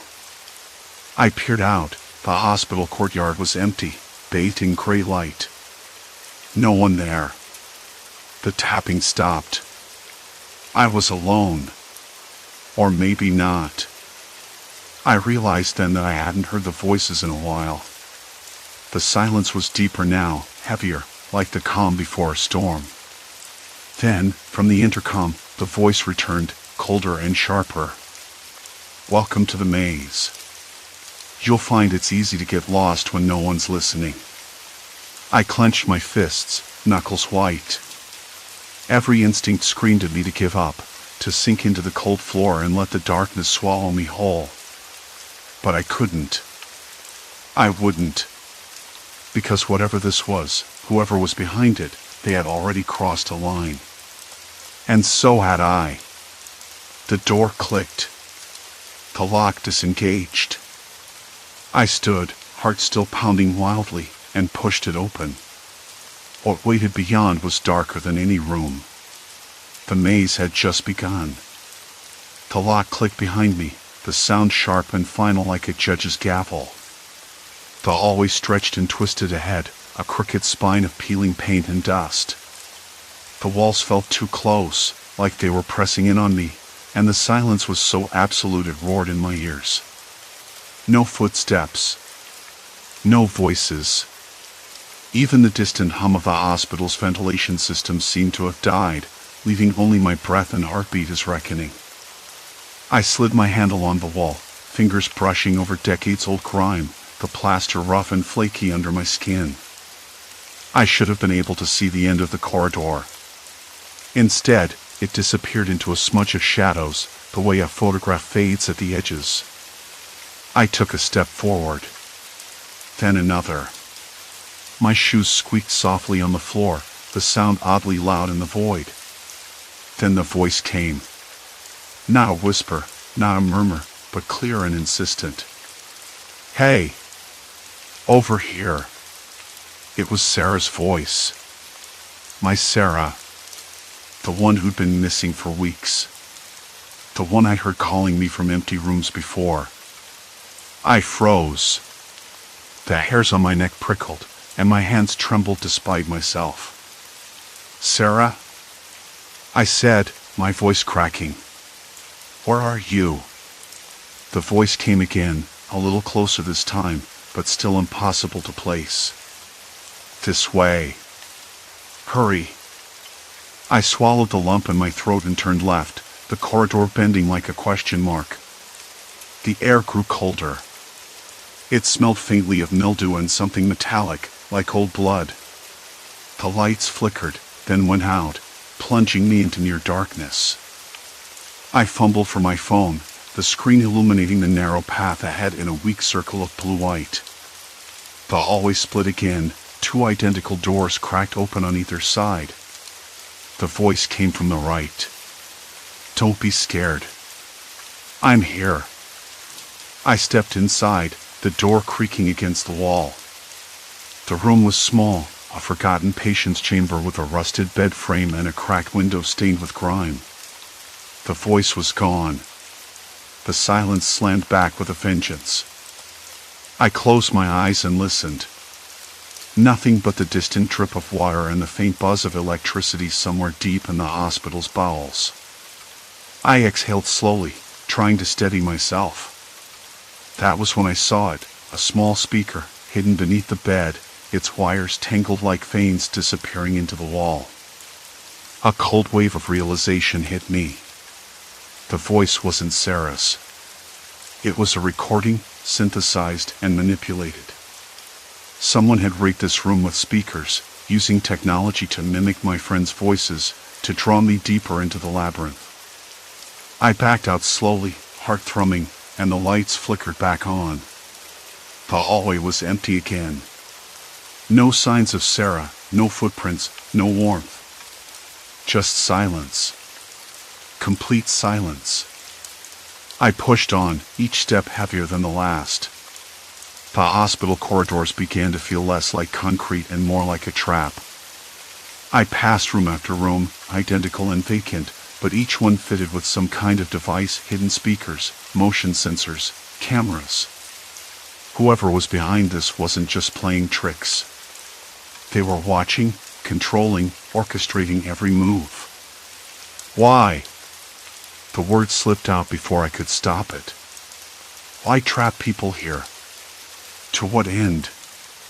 Then the voice came again, whispering from the intercom high above. Because no one listens. Not really. I froze. The voice was colder now, void of any warmth, like a machine reciting a script. But beneath the synthetic timbre, I sensed a cruel human intention, someone who had turned isolation into a tool.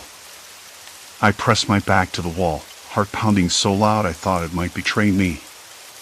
The corridors twisted and folded, the hospital's layout turning against me.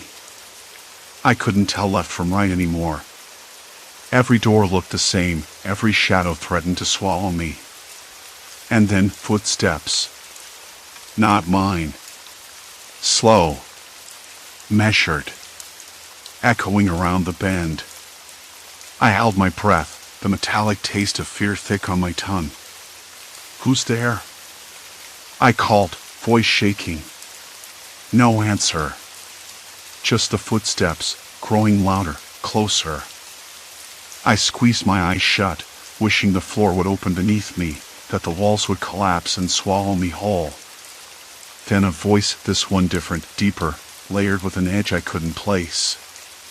Lost?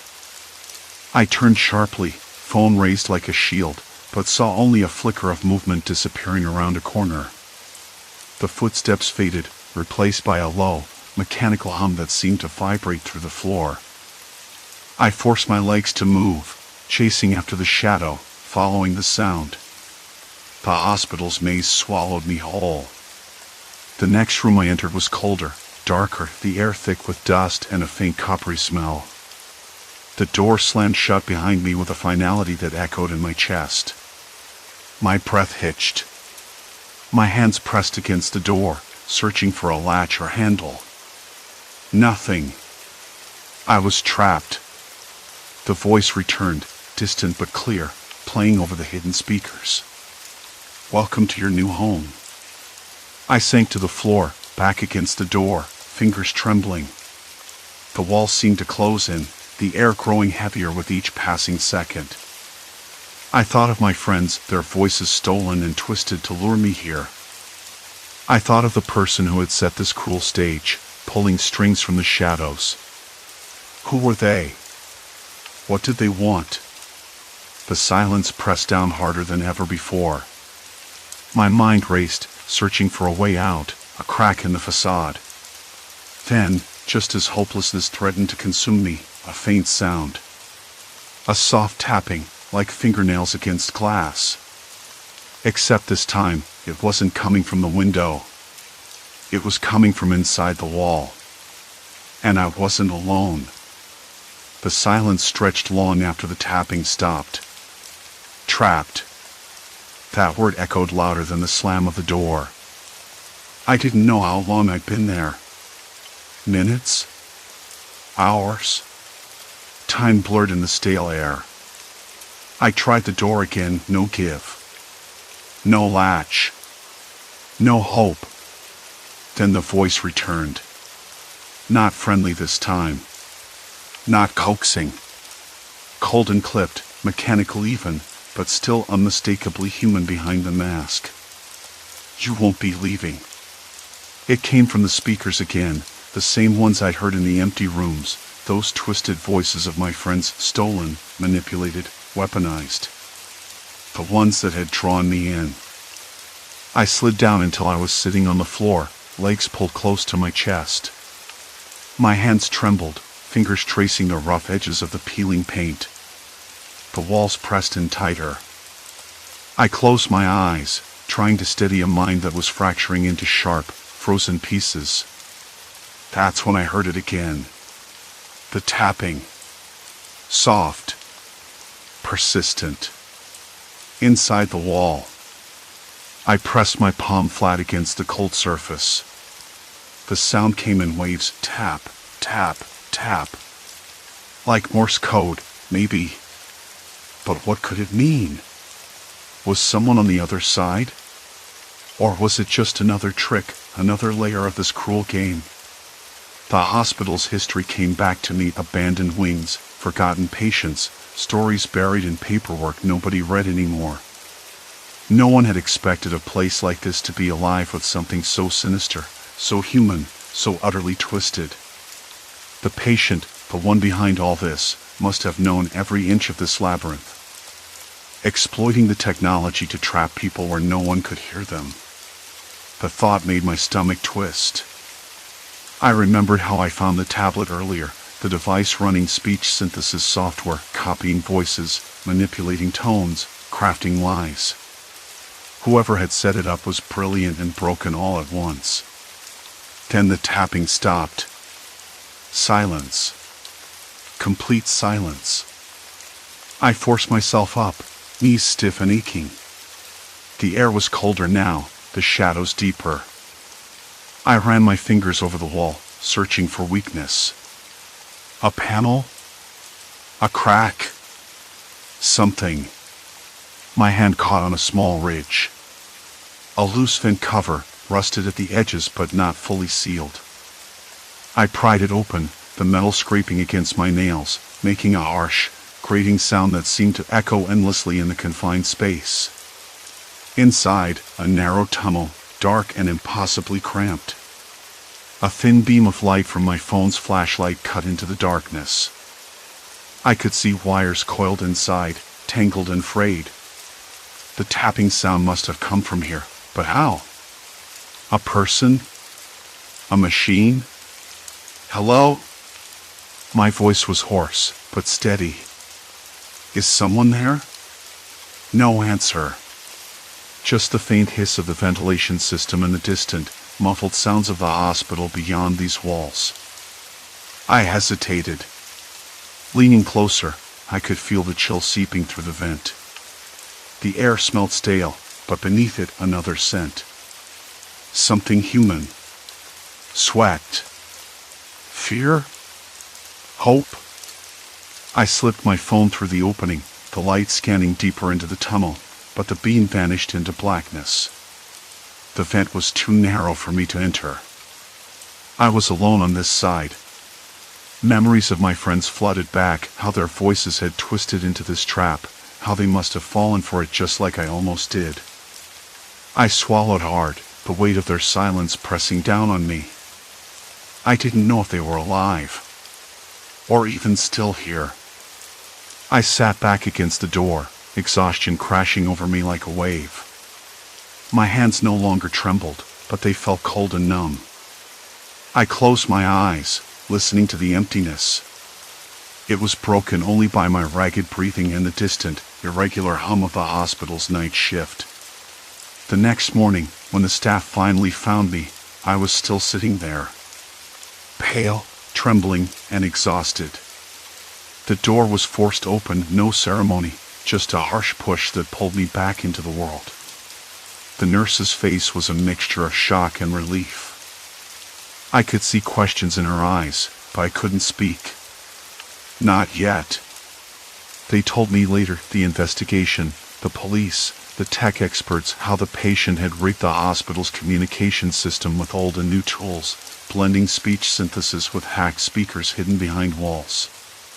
The patient, a man named Lyle, had been admitted years ago, quiet, brilliant, obsessed with voices. He disappeared months before the hospital shut down the wing. No one knew what happened to him, but now it was clear. He had built his own prison, trapping victims in the empty corridors, luring them with voices they recognized. The hospital closed permanently after that. No more whispers. No more trapped cries. But I didn't leave the place behind. I carried it with me. The way the voices felt like fingers curling around my mind, pulling me in. The way I doubted my own senses, my own memories. The way the silence sometimes still pressed against my skin, thick and suffocating. I spent weeks in therapy, trying to untangle the mess of fear and guilt and relief. My friends, some were found, others never were. Their voices had been used and discarded. It broke something in me, knowing I'd survived because I'd been more stubborn or luckier or just slower to respond. I stopped answering my phone for a while. I stopped trusting the familiar. I even avoided hospitals, the sterile smell twisting in my stomach.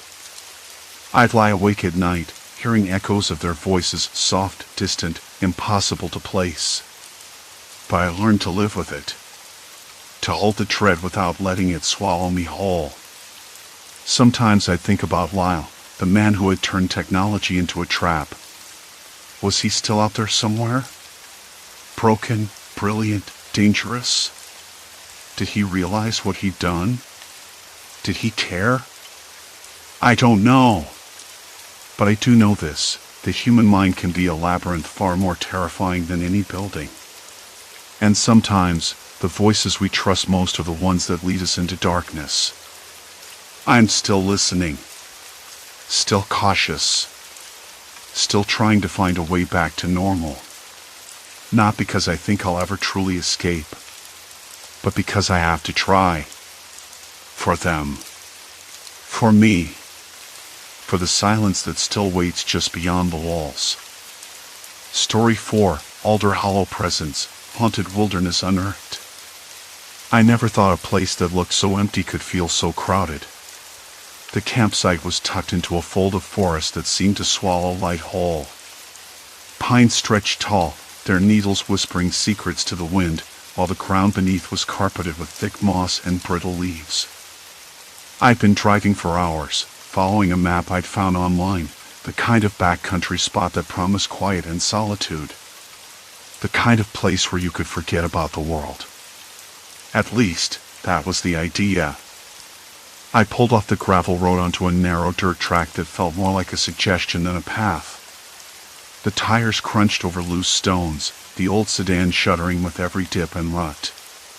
The sun was low, casting long fingers of orange through the trees, and the air smelled like pine sap and damp earth. I opened the window just a crack, letting the breeze slip in with its cool, woodsy scent. I could taste it on my tongue, like fresh rain.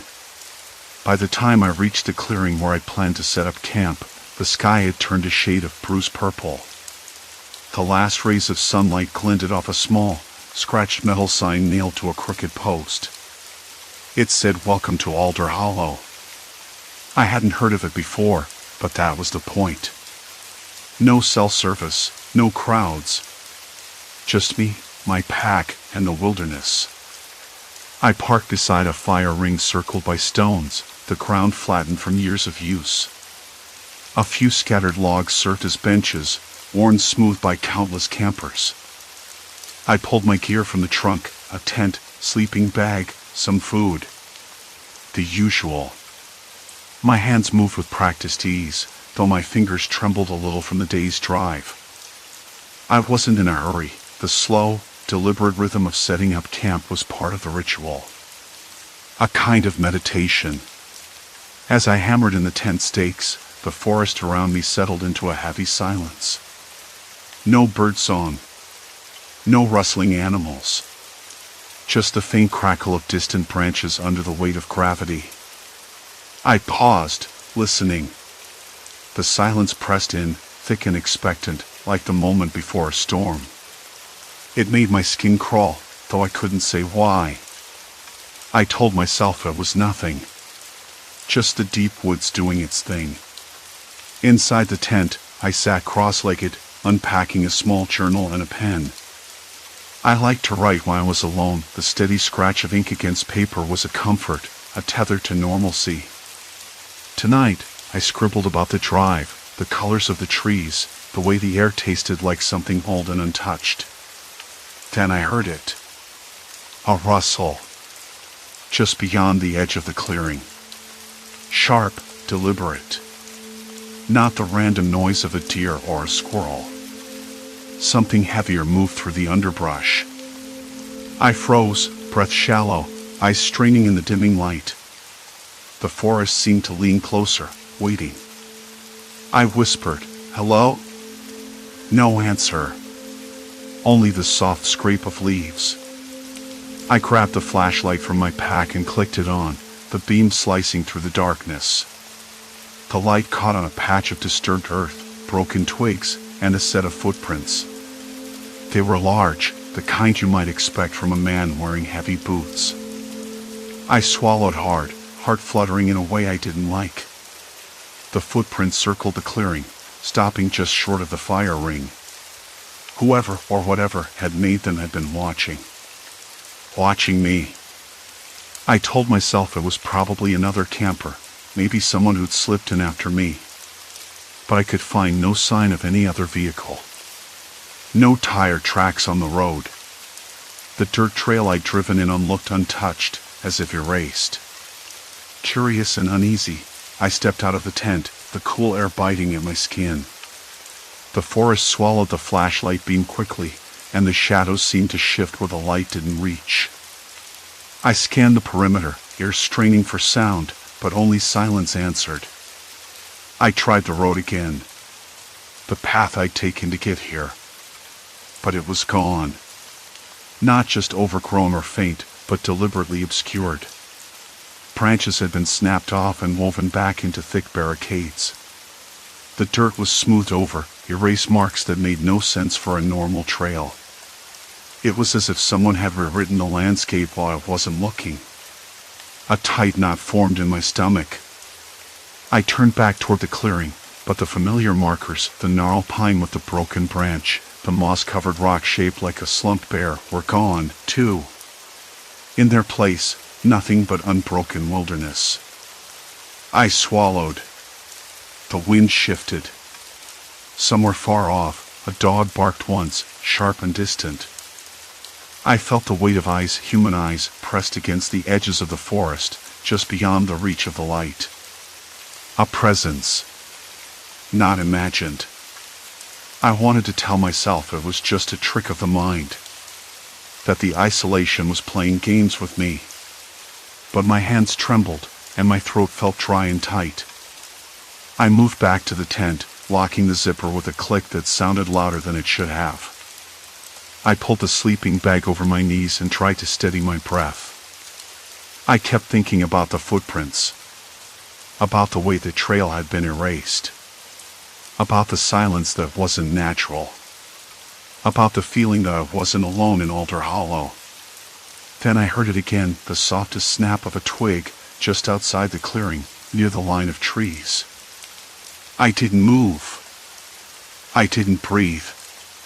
I waited. For what? I wasn't sure.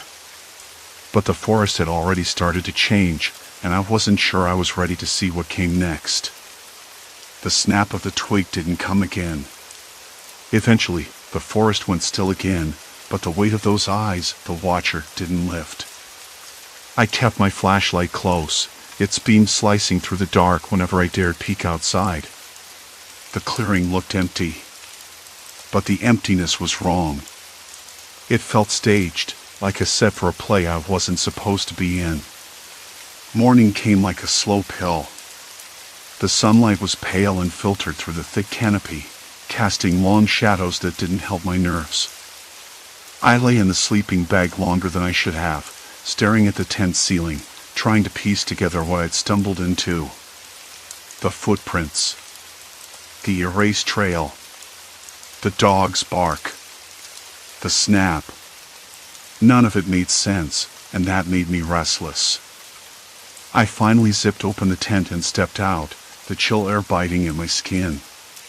The forest was quiet, too quiet.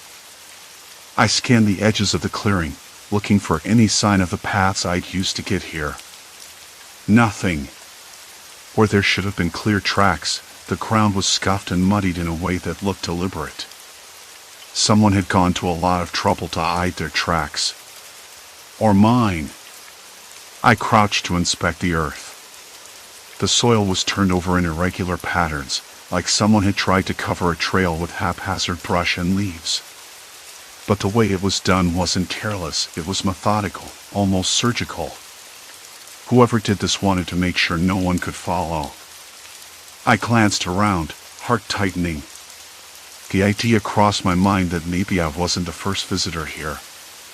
Maybe others had come and gone, and some had never left. The thought made my skin crawl. I knew I had to figure out what was going on. But first, I needed a plan.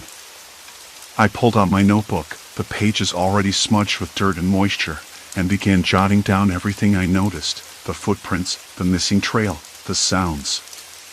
I wasn't sure if this would help, but writing sometimes made the chaos in my head feel manageable. Like I was still in control. Mid-morning, I decided to explore the perimeter of the clearing again, carefully marking trees with small strips of cloth torn from my shirt. If I got turned around, at least I'd have something to guide me back. The forest closed in quickly, the trees thick and gnarled, their branches knotted like arthritic fingers. As I pushed deeper, the underbrush thickened, snagging my pants and leaving tiny cuts on my arms. The air grew heavier, scented with moss and something faintly metallic. I stopped and sniffed, trying to place it. Blood? No, that wasn't right. Maybe rust from an old tin can or some abandoned gear hidden beneath the leaves. I kept moving, following my own marked trail, but every so often I'd glance back and find my cloth markers gone. One by one. No wind stirred, no animal passed through. They just disappeared. I blinked, thinking maybe I'd imagined taking them out, but the empty spots on the bark told a different story. The forest was playing tricks. Or someone was. A low, rhythmic thudding started then, distant but steady, like a heartbeat. I froze, turning in place. It wasn't the sound of any animal I knew. Maybe a woodpecker? But no, the rhythm was too mechanical. Too deliberate. I tried to pinpoint its source, but the trees swallowed the noise before I could. I swallowed hard, feeling the tight knot in my stomach grow heavier. I told myself to stay calm, to think clearly. But even as I tried, my lungs felt tight, my hands clammy. I retraced my steps back to the clearing, moving faster now. When I broke through the trees, I spotted something new and old, rusted metal can half buried near the edge of the clearing. Next to it lay a small bundle wrapped in plastic. Curiosity warred with caution. I knelt and carefully unfolded the plastic, revealing a crumpled, faded photograph. It showed a group of people, 5 or 6, smiling in front of a cabin that looked nothing like any building I'd seen here. The edges of the photo were torn, and someone had scribbled words on the back in shaky handwriting. I flipped it over, feeling a chill as I read, "We're not alone. Watch the shadows." I dropped the photo onto the dirt, heart pounding. I wasn't crazy. Someone else had been here, had felt the same eyes watching, the same creeping dread. Then I heard it again. The snap. Closer this time. Behind me. I spun around. Nothing. Just the trees, silent and unmoving. "You're not going to scare me," I muttered, trying to sound braver than I felt. But inside, the knot twisted tighter. Back in the clearing, I noticed the ground near my tent had been disturbed again. Small footprints circled the area, barely there, but unmistakable, like someone was pacing, watching, waiting. I crouched, tracing one print with a trembling finger. Too small for a man, too large for a child, maybe a woman? Or someone wearing soft-soled shoes. The thought made me shiver. Suddenly, my phone buzzed in my pocket. I pulled it out, heart racing, but the screen showed nothing but a weak signal bar and a message from earlier that I hadn't seen. "Leave now. They're here." I stared at the screen, the words blurring. I didn't know who sent it or why, but it was clear someone was watching, maybe even communicating. I stuffed the phone back in my pocket and scanned the tree line. The shadows seemed to shift, darker somehow, as if the forest itself was closing in. I realized then that this wasn't just a random encounter. It was a game. A hunt. And I was the prey. The wind picked up, rattling the leaves like whispered warnings. I gathered my gear, heart hammering, mind racing. I had to find a way out before the night fell again. But every direction looked the same. Every path seemed erased or blocked. The forest was a maze, and I had no map. I took a deep breath. I forced my legs to move. Somewhere, deep in the trees, I heard the dog bark again. Sharp. Insistent. I wasn't alone. And I never had been. The dog barked again, louder this time, sharp, urgent, echoing through the night like a warning I couldn't ignore. I pulled the phone back out, heart hammering so hard it nearly drowned out the night's other sounds. The screen was dim, the weak signal bar flickering nervously like a candle flame in the wind. The message was still there. "Leave now. They're here." No sender ID, no clue who they were. The words blurred as my eyes darted over the dark tree line, searching for movement, for any sign of human life or something worse. I shoved the phone back into my pocket, the plastic case cold against my palm. I needed to move. I had to find a way out. But the forest was a trap. Every trail I'd marked earlier was gone, erased as if swallowed by the woods themselves. No footprints, no broken branches, no signs of passage. Just endless, dark trees standing like silent sentinels, waiting. I swallowed hard. "Okay," I whispered to myself, voice cracking. Think. Think. I scanned the sky. The moon was a thin sliver, barely lighting the world around me, shadows pooling like ink beneath the trees. The air smelled damp and earthy, mixed with a faint tang of smoke, maybe from a distant campfire, or something burning nearby. Or maybe just my imagination, playing tricks. I wanted to believe it was nothing. But the bark came again, closer this time, sharper, more frantic. It made the hairs on my neck stand up. My gut twisted into tight knots. I couldn't tell where it was coming from, and that was the worst part. It could be in front of me, behind me, or circling, waiting for me to make a mistake.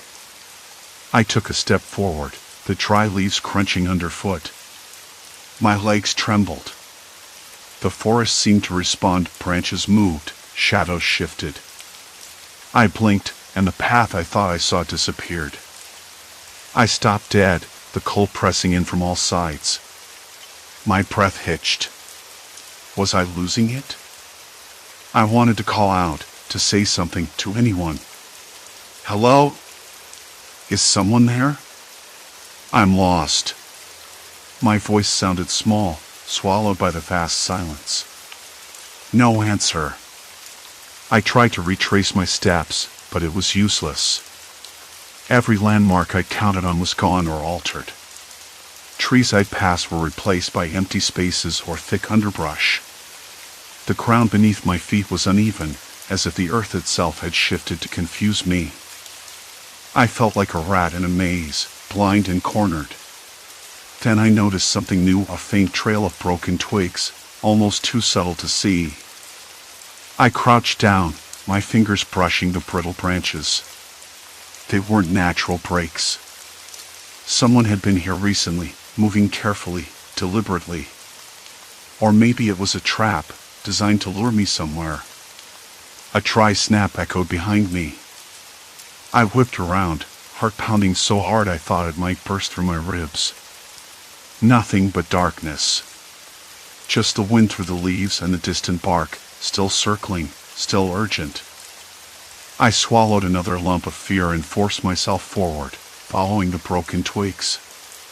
My throat was dry, my mouth tasted like ash. The air grew colder, sharper, as if the forest was breathing down my neck. I kept telling myself it was just a game, a sick, twisted game, but nothing supernatural. No ghosts. Just people. Watching. Waiting. And that was worse. I remembered the message on my phone. Leave now. Whoever sent it wasn't trying to help me. They were warning me because they knew something I didn't. Or maybe they wanted me to run into the trap. I couldn't tell which was scarier. The trail led me to a small clearing, barely wide enough for two people. Moonlight spilled over the rough ground, illuminating a circle of stones arranged carefully. Someone had been here. Someone was still here. The smell of damp earth and something metallic, blood, was faint but unmistakable. My hands trembled. I wanted to turn back, but the forest had other plans. I glanced around, desperate for an escape route. There was none. The trees closed in tighter, the underbrush thickening until it was almost impossible to move through. From the edge of the clearing, a voice broke the silence, low, calm, and chillingly familiar. You shouldn't have come here. I froze, every muscle taut. The voice wasn't loud, but it carried through the night like an item. I couldn't place it, but it was close. Too close. Who's there? I called, trying to keep my voice steady. Show yourself.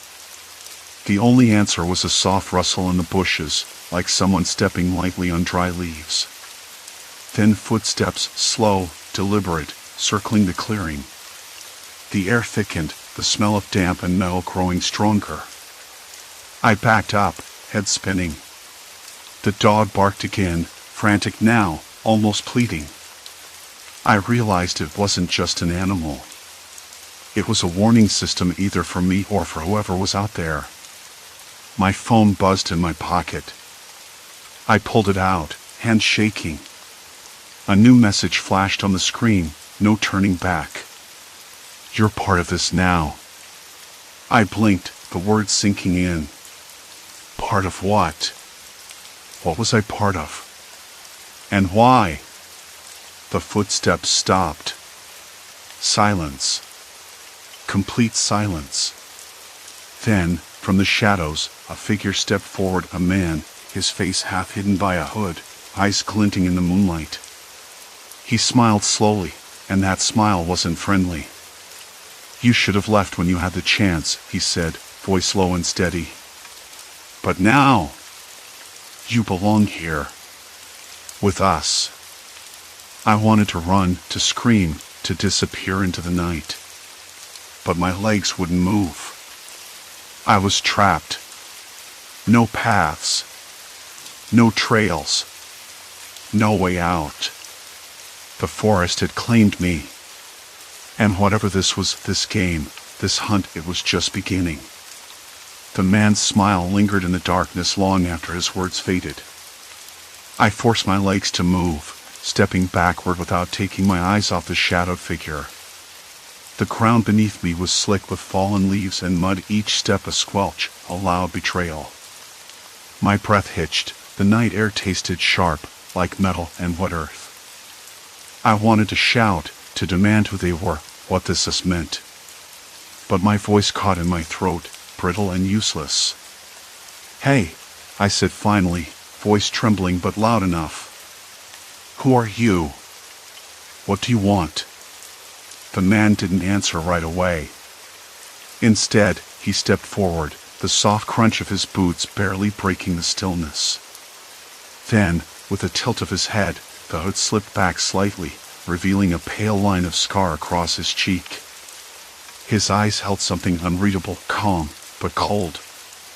You're not the first, he said. And you won't be the last.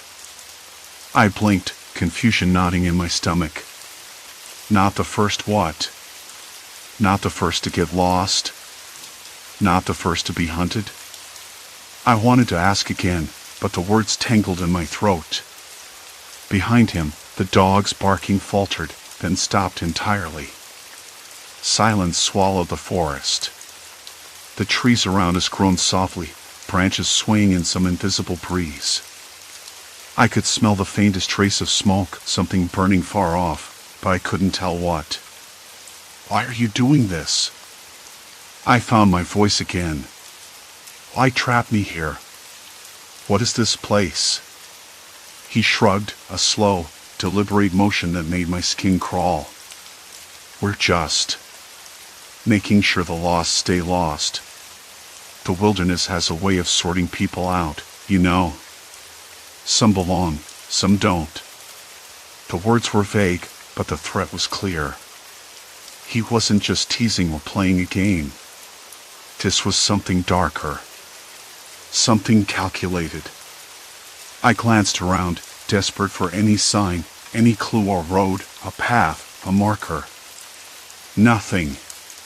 The forest was a confusing maze, every trail blurred or erased, like someone had wiped the memory of the land clean. My heart hammered as I realized how truly isolated I was. Look, I said, trying to sound steady, I don't know what this is.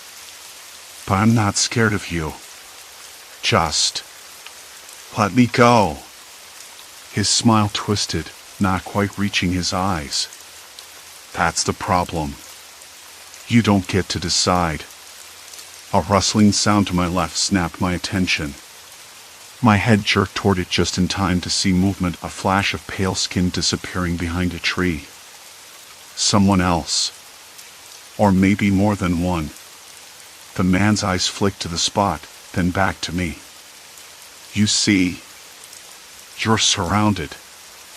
I swallowed hard again, taste bitter in my mouth. A dry, dusty smell was rising, old leaves, charred wood, something burnt but faint. My pulse quickened. I was trapped in a living nightmare. Wait, I said, voice rising. What do you want from me? Why don't you just take me somewhere safe? Or call someone? He scoffed softly. Safe? There's no safe here. Only the rules. and you broke them the moment you stepped off the trail. I bit my lip, trying to remember. Had I really? The forest looked the same everywhere. But that was the point, wasn't it? To confuse me, to disorient. The dog barked again, sharp and urgent, this time from behind the man. It sounded closer, like it was coming right toward me. I stepped back instinctively, tripping over a root and falling hard onto damp earth. The cold bit into my palms, and I tasted dirt. The man moved to block me, his presence a wall I couldn't get around. "Stay down," he said quietly. "It's better that way." But I wasn't going to stay down. Not yet. I scrambled backward, pushing myself up, eyes darting for anything to use as leverage. A fallen branch, a rock, a stick, anything. But the ground was bare except for leaves and mud. The dog barked again. Closer. Then the voice came, low and cold from the shadows beyond the man. "She's not ready." Another figure stepped forward, taller, broader, face hidden beneath a heavy hood. His voice was calm, deliberate, like a judge passing sentence. "Let her come to us. No need to rush." I swallowed. The forest felt like it was closing in, suffocating me. The first man nodded slowly, then stepped back, melting into the shadows. "For now." The dog barked once more, then fell silent. I was alone again. Except I wasn't. The air grew heavier, scent of cold dampness mixing with something else, something metallic, like old blood or rust. My skin prickled, goosebumps rising despite the warmth of the night. Every instinct screamed to move, but where? Every direction looked the same, dark, impenetrable, endless. I pulled out my phone, hands trembling, hoping for a signal. Nothing. Just the spinning wheel of doom, mocking me. The screen buzzed again. A new message. "No one leaves until we say." I dropped the phone, heart pounding so hard I thought it might burst. The forest seemed to lean closer, alive with unseen eyes. I forced myself to stand, shaking. My mind raced. They knew everything. Every move. Every thought. Every desperate plan I tried to make. And me? I had nothing but my own breath and the cold night to keep me company. I took a hesitant step forward. Then another. The trees whispered secrets I didn't want to hear. The ground seemed to shift beneath my feet. Then the wind carried a faint sound, footsteps, slow and deliberate, circling. I stopped.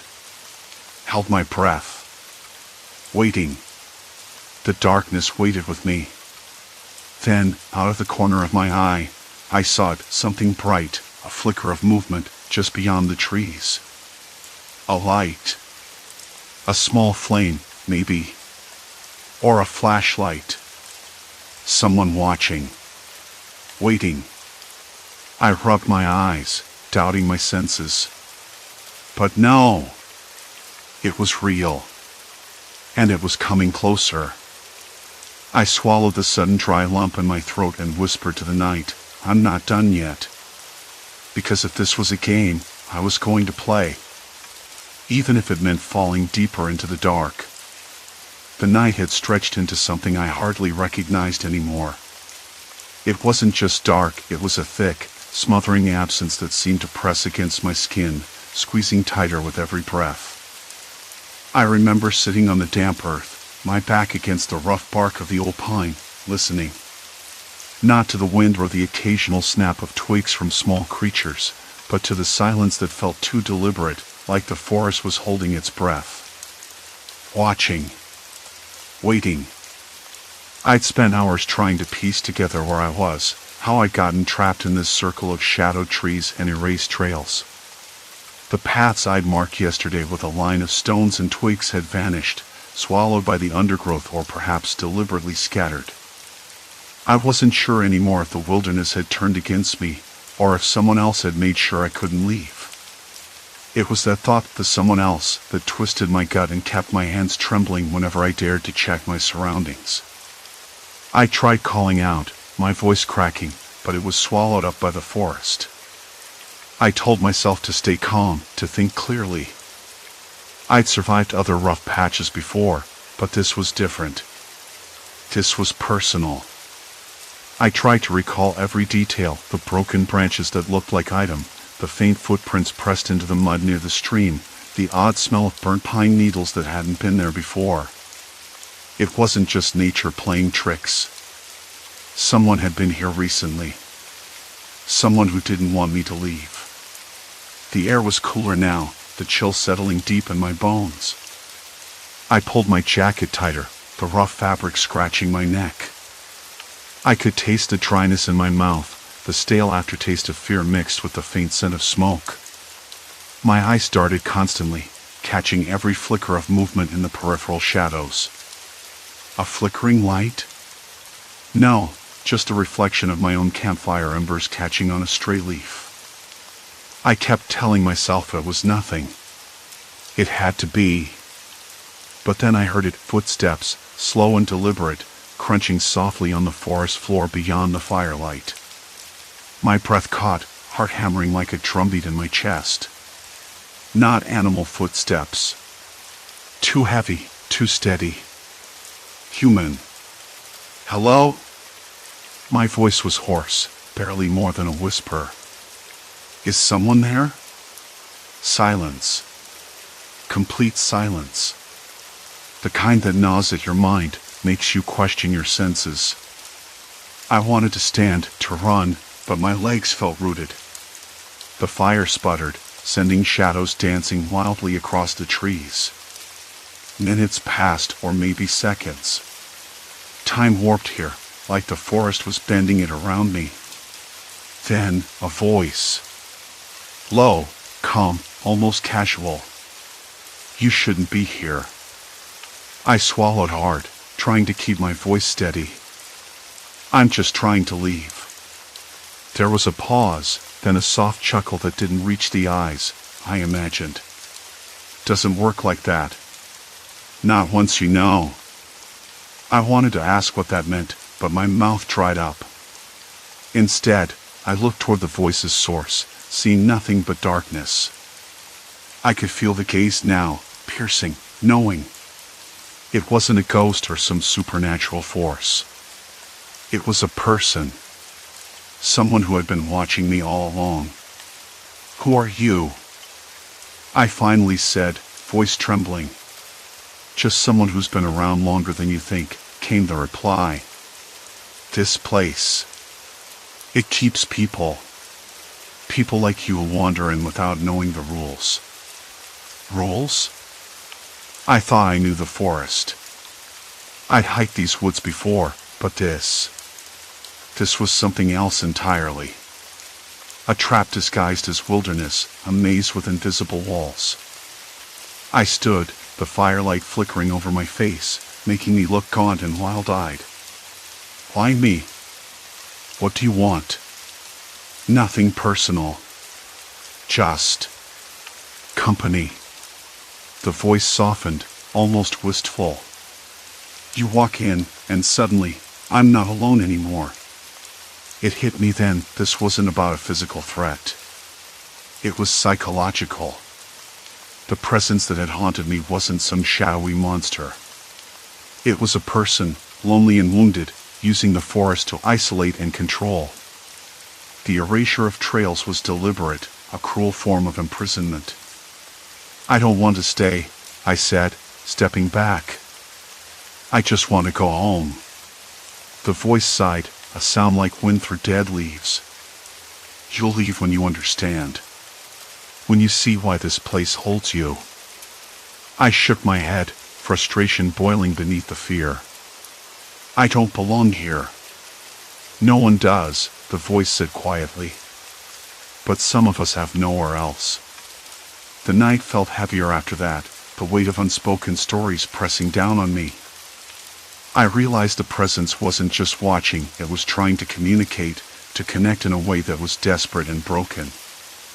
I sat back down by the fire, the crackling flames the only comfort in the suffocating dark. For hours, I listened to the forest's silence and the faint whispers carried on the wind.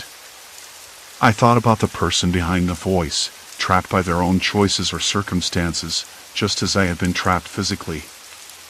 Morning came slow, pale and gray. The forest looked less menacing in daylight, the shadows retreating to familiar shapes. I found the courage to stand and walk, choosing a direction by instinct rather than sight. The undergrowth still pressed in, but the trails had begun to reappear, faint, uneven, but real. I didn't know if the voice followed me or if it had finally let me go.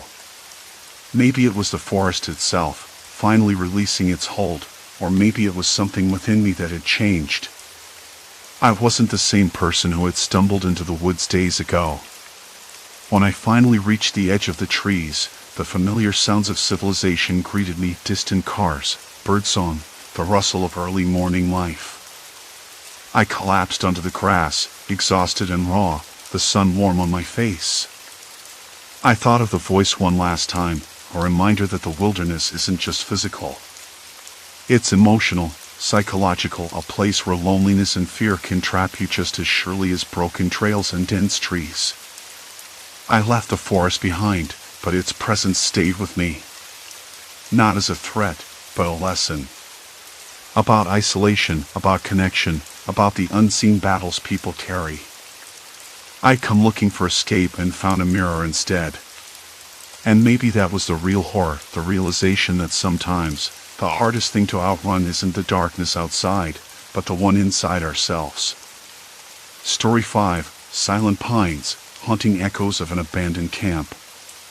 I had never been one for long hikes, but when the weekend rolled around and the city felt too loud, too full of sharp edges and buzzing screens, I needed to run. The campsite itself was unmarked on any map I carried, slipped between ragged ridges and a thick tangle of pines. I'd heard about it from some old forum threads, where people swapped stories about abandoned places nobody visited anymore. No cell service for miles. Perfect. Pulling the car up onto cracked asphalt, half overgrown with moss and grass, I stepped out and the smell hit me first: wood earth, pine sap, and something else, faint but unmistakable. Metallic. Like rust mixed with chemicals. I wrinkled my nose, glanced around. The sun was low, filtering through the branches in golden shafts, catching motes of dust in the still air. No birdsong. No wind. Just silence. Complete silence. That was the first thing that made my skin crawl. I tightened my jacket and started walking down the narrow path that led into the heart of the campsite. Broken tents sagged against rusted frames. Charred fire rings lay cold, scattered with shards of glass and bits of crumpled paper. I kicked a scrap aside and crouched to pick it up. A page, yellowed and brittle, covered in jagged handwriting. The words didn't make immediate sense. Scribbles, crossed out lines, frantic loops of ink. I shoved it into my pocket, heart ticking faster, not with fear exactly, but a strange mix of curiosity and quiet unease. Something wasn't right here. I kept walking, moving slowly between the empty cabins. One door hung off its hinges, creaking with the faintest breeze. Inside, the air was colder, damp with mildew. Old furniture leaned against peeling walls, and I noticed the faintest smell of ammonia, sharp and sour. It reminded me of hospital corridors, or something chemical and sterile. I stepped outside, blinking against the fading light. The forest around me seemed denser, darker. Shadows pulled beneath the trees, twisting strangely. For a moment, I thought I saw movement, a flicker at the edge of my vision, but when I turned, nothing was there. Just the whisper of leaves. I told myself it was nothing. Probably a deer. Or a trick of the light. My mind, tired from the week, playing games. As I wandered, I stumbled across an old picnic table. On it lay a small, battered journal, its cover cracked and stained.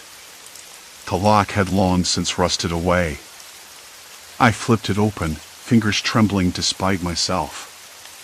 The first entry was dated 5 years ago. The handwriting was neat at first, almost clinical. It belonged to someone named Mark. He wrote about arriving at the campsite for a solo retreat to disconnect, to think. The kind of thing I'd tell myself before coming here. But as I read on, the tone shifted. Mark described strange noises at night, shadows that moved too deliberately, whispers carried on the wind. I paused, looking up. The woods seemed to close in tighter, the silence pressing against my ears. I could almost hear those whispers, as if the trees themselves were trying to speak. The next entries were worse. Mark's words grew erratic, full of paranoia. He wrote about things changing shape, reality bending. He mentioned a smell acrid, chemical that made his head swim and his thoughts slippery. Something leaking nearby, poisoning the air. I ran my hand through my hair, a cold sweat breaking out at my temples. This was just a journal, yes. A story. But it felt too vivid. Too real. I glanced around. The sun had dipped below the horizon by then, leaving the campsite drenched in twilight. The shadows no longer seemed like mere absence of light. They felt alive. Watching. I stuffed the journal into my backpack and decided to head back. My steps quickened, crunching over dry leaves and brittle twigs. The metallic smell was stronger now, almost choking. My chest tightened, breath coming in shallow bursts. Then, just as I reached the edge of the clearing, a soft sound stopped me. Footsteps. Not mine. Not human, but deliberate. A rhythm. Slow. Steady. I froze, heart pounding in a way that was too loud, too urgent. I told myself it was an animal, a deer or a fox. But the sound that seemed to vibrate in my bones was different. It was careful. Calculated. I couldn't see anything. No movement between the trees, just the cold press of darkness. My hands trembled as I pulled out my phone, hoping for a signal. Nothing.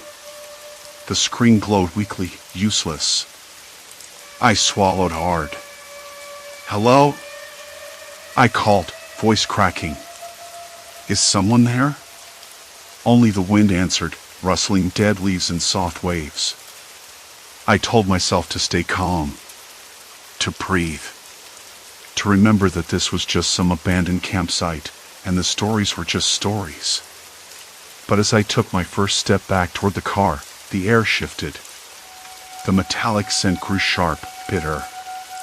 My vision blurred momentarily, colors twisting at the edges. I blinked hard. Was I imagining it? Or had something just moved behind that line of pines? I kept walking, faster now, every nerve screaming to run, but my feet felt leaden. The woods whispered secrets I didn't want to hear, and the journal burned a hole in my bag, a reminder that this place held more than forgotten tents and broken glass. I don't know why I didn't turn back sooner. Maybe part of me wanted to find out what had happened to Mark.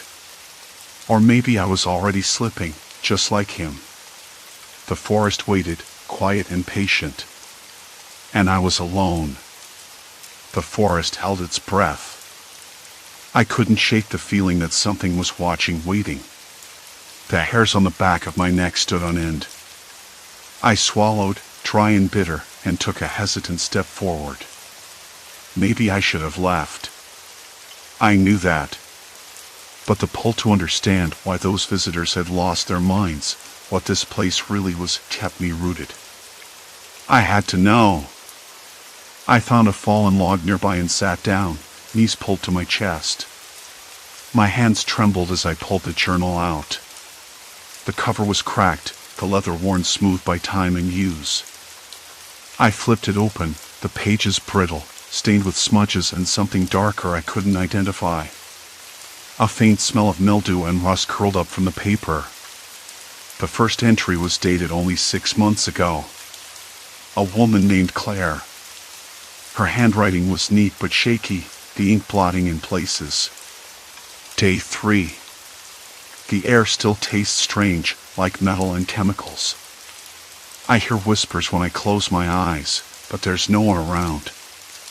I don't trust my thoughts anymore. I think the others are watching me. I swallowed hard. The words echoed in my mind, the same paranoia I'd glimpsed in the scattered notes I'd found earlier. I flipped the page. Another entry from a man named Lucas described hearing voices calling his name from the woods. Maybe I'm losing it. Or maybe it's the place. The smell gets worse near the old leak. I can't sleep. I see things moving, shadows that dissolve when I blink. I trace the words with a finger. The leak. That had to be the source of the metallic stench.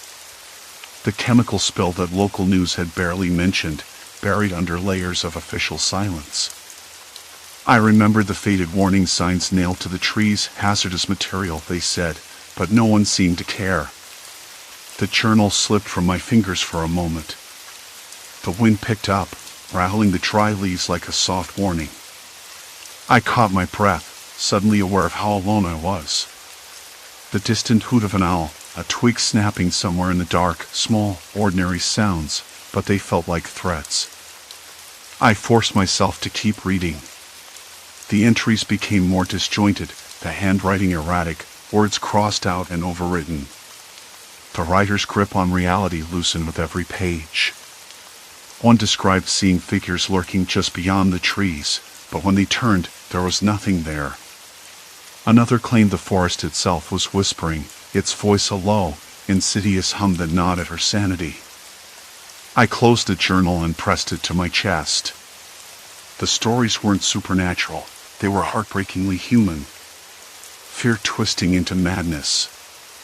The chemical leak wasn't just poisoning the land, it was poisoning minds. A sudden rustle to my right made me jump. My breath caught in my throat. I spun toward the noise. Just branches brushing against each other, nothing more. But my skin prickled, and I shivered. The smell of metal was thicker here, bitter and invasive. I touched my neck. Sweat, cool against my clammy skin. I decided I needed to find the leak. If it was the key to all this madness, I had to see it with my own eyes. I pulled my flashlight from my pack and clicked it on. The beam cut through the darkness, narrow and trembling. I stood, shaking off the chill, and started walking toward the direction the journal had indicated. The forest seemed to close in around me, the trees leaning closer, their branches like gnarled fingers. The light flickered. I tapped it, willing it to stay steady. My footsteps were muffled by layers of dead leaves and pine needles, the crackle of twigs underfoot loud in the stillness. Halfway there, I stumbled over a moss-covered stone and caught myself on a tree trunk. I looked down and saw footprints. Not mine. Fresh. I froze, ears straining. No sounds but the wind and my own ragged breathing. I followed the prints cautiously. They led deeper into the thicket, toward the faint glow of something ahead. The smell hit me first, acrid, chemical, sharp enough to make my eyes water. Then I saw it, a shallow pool, oily and iridescent, shimmering under the flashlight beam. The water was stained a sickly greenish black. Dead leaves floated on the surface, curling and rotting slowly. The ground around it was cracked and dry, dirt stained with unnatural colors. I knelt beside the pool, the cold seeping through my jeans. My fingers hovered over the water but didn't touch. The journal had warned about contamination. I swallowed the lump in my throat and looked around. No signs of recent human activity. Or so I thought. Then I spotted it, a small, rusted metal canister half buried near the edge. I brushed dirt away carefully. The label was faded, but I could make out a few words. Toxic waste, do not disturb. That explained the leak. The forgotten remnants of some careless dumping, left to poison the earth and, apparently, the minds of anyone unlucky enough to stay here too long. I stood, feeling the weight of the discovery settle in my chest like a stone. If this leak was the reason people had gone mad, then I was in real trouble. The journal writers hadn't just been unlucky, they'd been poisoned. Slowly, insidiously. I turned back toward the campsite, the beam of my flashlight bouncing over gnarled roots and fallen branches. The forest seemed darker now, thicker. The trees whispered with the wind, voices tangled in the rustling leaves. A sudden movement caught my eye, a figure standing just beyond the tree line.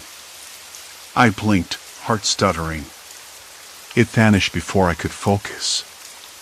I shook my head, willing myself not to imagine things. Maybe it was a deer. Maybe the shadows were playing tricks. But then I heard it, a soft, uneven breathing. Close. Too close.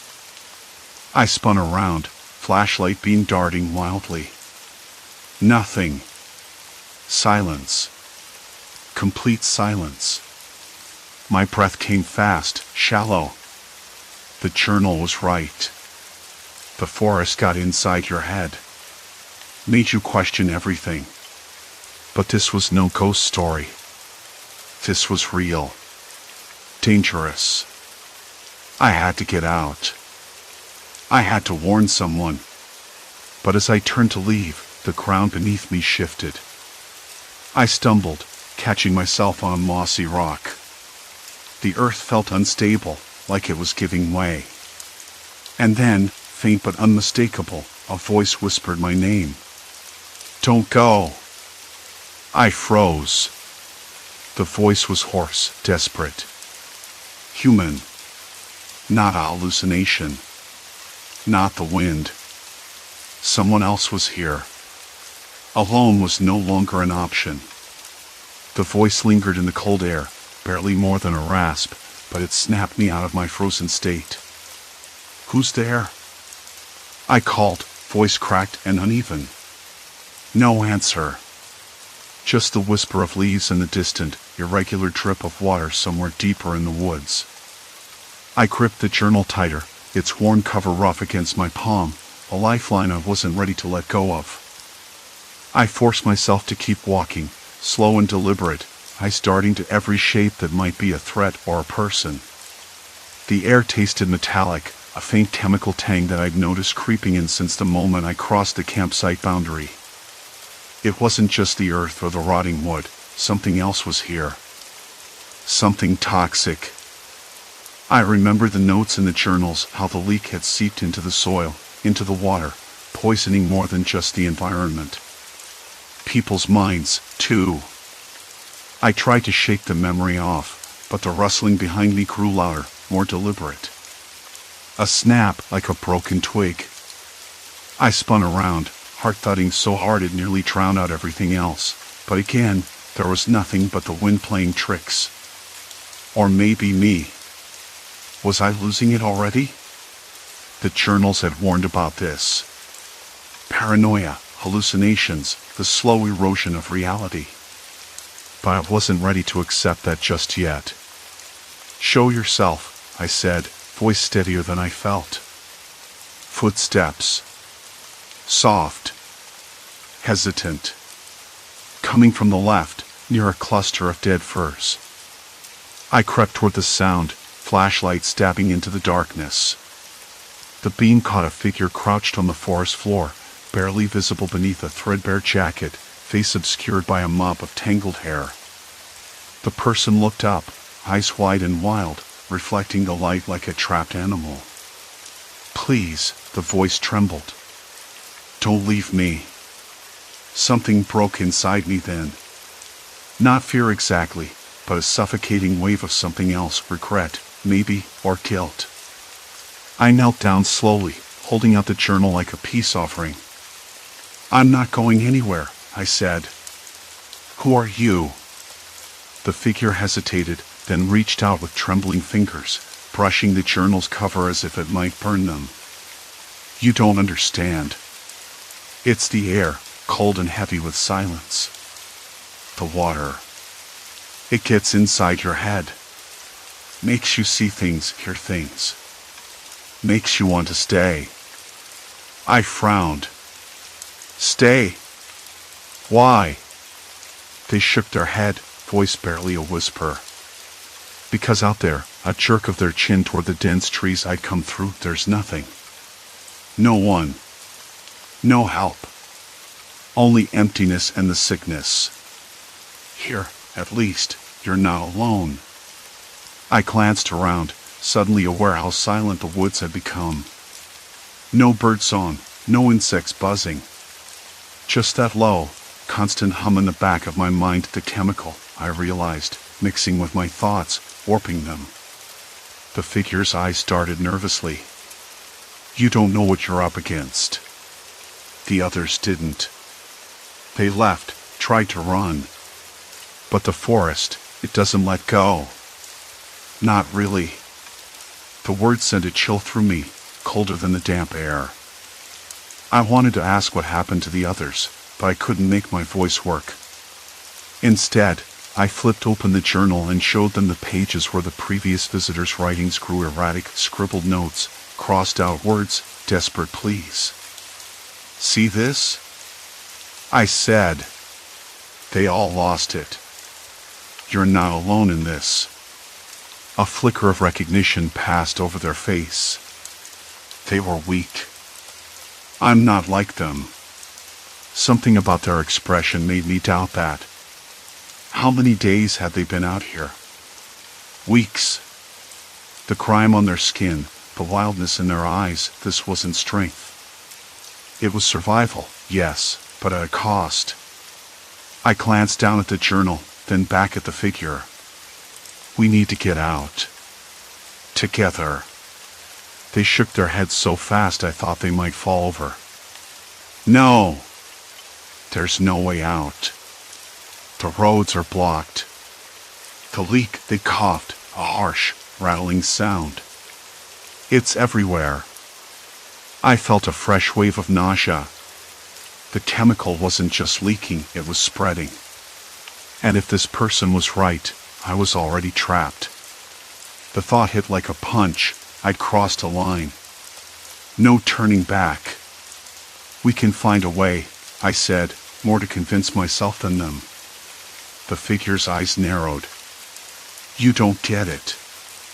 Once you're in, you're in. The forest teaches you that. A sudden noise made us both whip around, a low thudding, rhythmic and uneven, coming from deeper in the woods. Not animal. Not mechanical. Something else. Did you hear that? I whispered.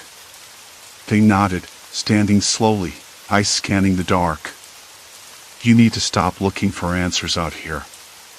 They'll find you first. Who? I asked, heart hammering. They hesitated, then backed away a few steps. People. Others. The ones who came before. The ones who stayed. My stomach tightened. You mean the campers from the journals? They nodded. They don't just disappear. They change. Become something else. Watchers, maybe. Waiting. I swallowed hard, the weight of it sinking in. This wasn't just a chemical leak. It was a trap for the mind, for the soul, whatever that meant now. The forest was a cage. The journals were warnings, but maybe they were also calls for help, or worse, traps themselves. I glanced at my watch. Hours had passed since I found the campsite. The sun was long gone, replaced by a dense blackness that seemed to press in from all sides. My flashlight flickered once, twice. Panic clawed at my throat. We need to move. Now, I said, voice tight, The figure nodded, but before we took a step, a faint light flickered between the trees ahead, brief, like a candle flame caught in a breeze. Then another. Then more, scattered like fireflies. Not good, the figure muttered. They're coming. A cold sweat broke out on my forehead. I wanted to run, to scream, to disappear into the night. But I was rooted, caught between the unknown in front and the uncertain safety behind. The journal felt heavier in my hands. My only link to the truth. And maybe my only hope. The flickering lights between the trees didn't waver, they multiplied, like a swarm of dying embers caught in a restless breeze. I gripped the journal tighter. Its pages felt damp, the edges curling with age and neglect. The faded ink almost seemed to swim before my eyes. A part of me wanted to tear it up, toss it into the underbrush and forget this whole nightmare. But I couldn't. I needed to understand what had happened here. Needed to know why the forest had turned into a cage, why the past visitors had lost themselves. We can't stay here. My voice was rough, swallowed by the thick darkness pressing in all around us. Those lights, they're not just wandering. They're watching. The figure nodded, but didn't move. I glanced at him. His face was hard to read in the weak beam of my flashlight, but his eyes held the same wary tension I felt clawing at my insides. We need to find shelter, he said quietly. Somewhere enclosed. Maybe a cabin or something. I didn't want to argue. The thought of barricading myself somewhere, away from whatever was out there, was a small comfort. Yet every step away from the campsite felt like peeling skin from a fresh wound, painful, raw, and terrifyingly exposed. The forest seemed to shift around us. Shadows stretched and recoiled. The chemical leak lingered invisibly in the air, a metallic tang that coated my tongue and made my throat itch. I swallowed hard, trying to ignore the rising nausea. The journal's warnings echoed in my mind, distorted senses, creeping paranoia, the slow unraveling of reason. I thought I was prepared for all of it. I was wrong. We moved cautiously, the soft crunch of leaves underfoot the only sound besides our shallow breaths. The flickering lights danced ahead, sometimes close, sometimes vanishing behind thick trunks, only to reappear moments later. I caught myself glancing over my shoulder more times than I could count, heart hammering in my chest like a frantic drum. Do you think they're real? I whispered, barely daring to break the silence. The people from the journals, the ones who lost it. The figure's eyes narrowed. I don't know. But whatever's out here, it's not friendly. The words weren't reassuring. They were a cold admission of helplessness. I tried to focus, to steady my shaking hands as I flipped open the journal again. The entries were getting more fragmented, more frantic. The handwriting jagged, like the writer was clawing at sanity itself. One passage caught my eye. They watch from the shadows. I hear their voices whispering, laughing. But no one's there. It's the gas. It's the damn gas making me see things. I can't trust my eyes anymore. My stomach tightened. The gas. I could taste it, that sharp, metallic bitterness lingering in the back of my throat. It was a poison to the mind, invisible but deadly. Suddenly, a sharp crack shattered the tense quiet. Something moved just beyond the tree line, too quick, too deliberate to be an animal. I froze, breath caught in my throat. The figure beside me stepped forward, eyes scanning the darkness. Hello? His voice was low, cautious. Who's there? No answer. Just the rustling of leaves, a soft scuffing sound like footsteps retreating. I wanted to call out, to demand answers, but my mouth was dry. The journal slipped from my fingers, landing on the ground with a muted thud. We can't keep hiding, I said, voice trembling. We have to face it. Whatever's out here. The figure shook his head. Not yet. We need a plan. And we need to keep moving. A gust of wind whispered through the branches, carrying with it a faint, sour stench like rotten eggs mixed with chemicals. My head spun, dizziness creeping in at the edges of my vision. I closed my eyes for a moment, trying to steady myself. When I opened them, the lights had converged into a single point, a dim glow flickering just beyond a thicket. It looked like a makeshift lantern, swinging gently on a thin wire. My pulse quickened. It had to be someone. Someone else still alive. Over there, I said, nodding toward the light. Maybe they can help. The figure hesitated, then nodded. Or maybe they're the ones we need to be afraid of.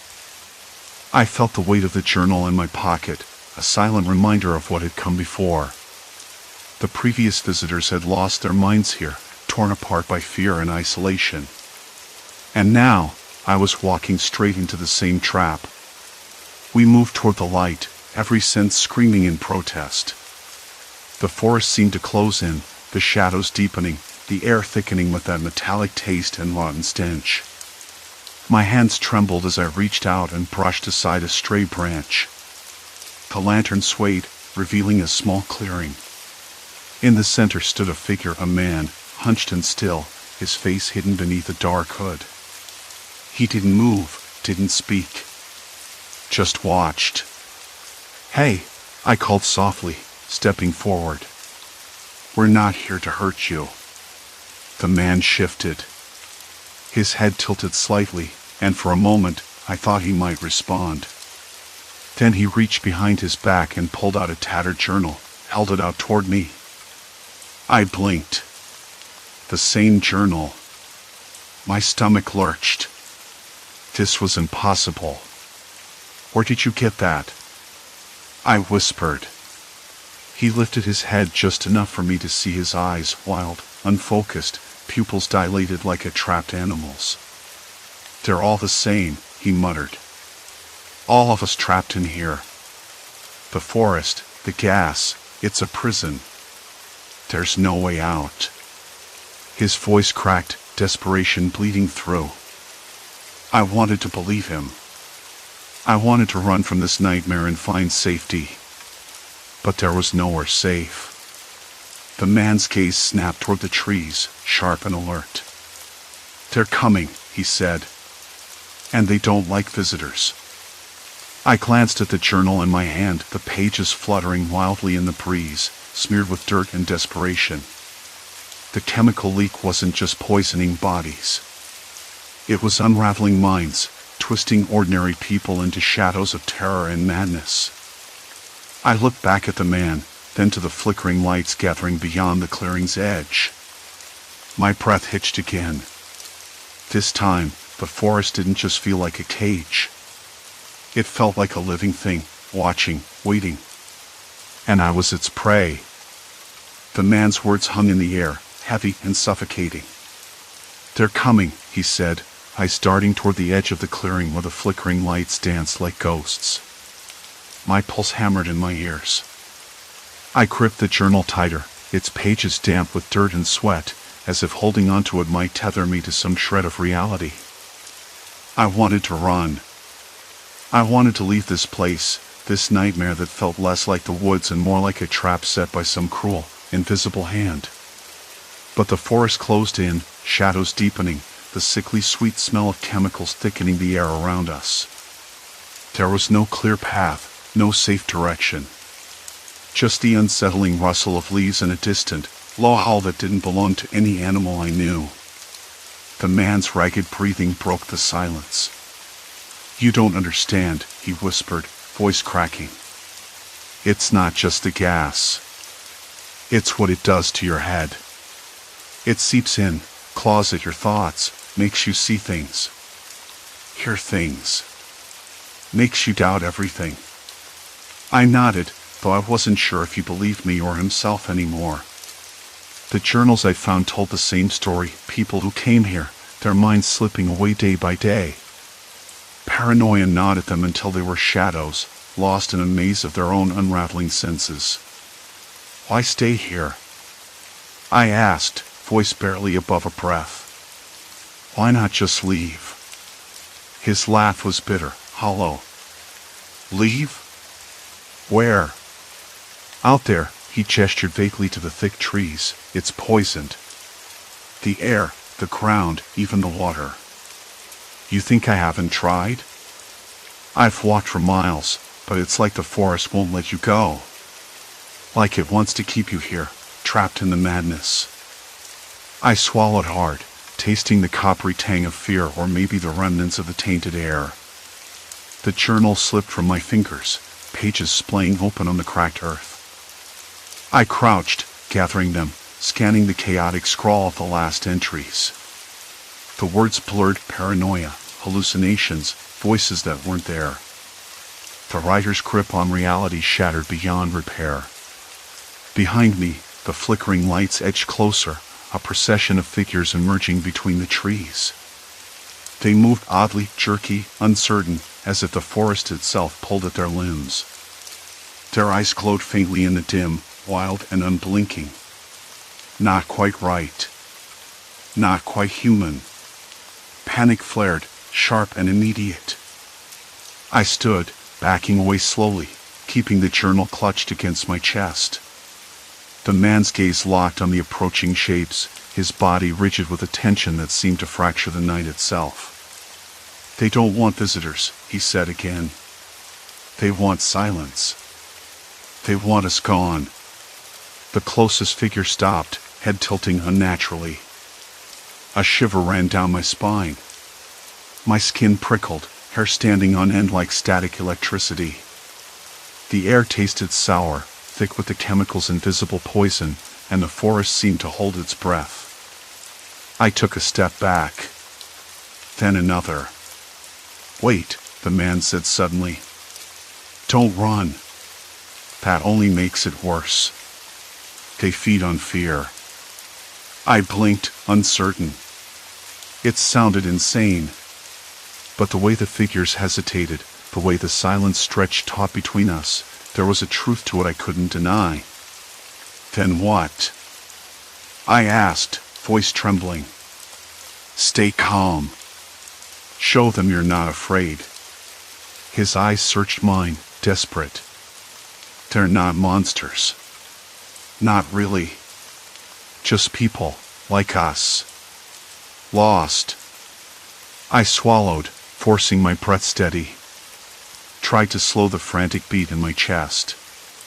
The figures shifted, some stepping forward, others lingering on the edge, watching. I caught a glimpse of a face, pale, gaunt, eyes flickering with confusion and something darker. They looked like victims. The man's hand found mine, rough and trembling. We need to get out of here. Together. But slow. Quiet. I nodded, heart still hammering. The forest pressed in, the chemical smell a constant weight. But somehow, in that moment, I understood. The true horror wasn't just the poison in the air. It was the poison in the mind, the way it crushed hope, twisted trust, turned friends into threats. We moved, careful and deliberate, step by uncertain step. The figures watched but didn't follow. The flickering lights faded behind us, swallowed by the dark thicket. Hours later, after what felt like wandering through an endless maze of trees and shadows, we reached the edge of the contaminated zone. The air changed, cleaner, colder, sharper. I breathed deeply, the taste of fresh pine needles and damp earth grounding me. The man slumped against a tree, exhaustion dragging his body down. You made it, he whispered, voice raw. You're the first to come back sane. I looked at him, the journal still clutched in my hands, its pages a testament to the slow erosion of reason. Maybe, I said quietly. Or maybe I'm just the last one awake. Days later, back in the city, the world felt unreal. The noise, the crowds, even the sunlight seemed foreign after the suffocating grip of the forest. I couldn't shake the feeling of eyes watching from the shadows, the echo of whispers just beyond hearing. I tried to tell people about the campsite, the leak, the journals. But it sounded like a nightmare, a story spun from fear and isolation. Some nodded politely, others avoided my gaze. The authorities dismissed it as an old industrial accident site with no current danger. But I knew better. At night, when the city quieted, I'd hear the faintest rustle, the flicker of movement in the corner of my vision. Sometimes my own reflection seemed off, the eyes too wide, the smile too tight. The chemical's poison wasn't just in the forest.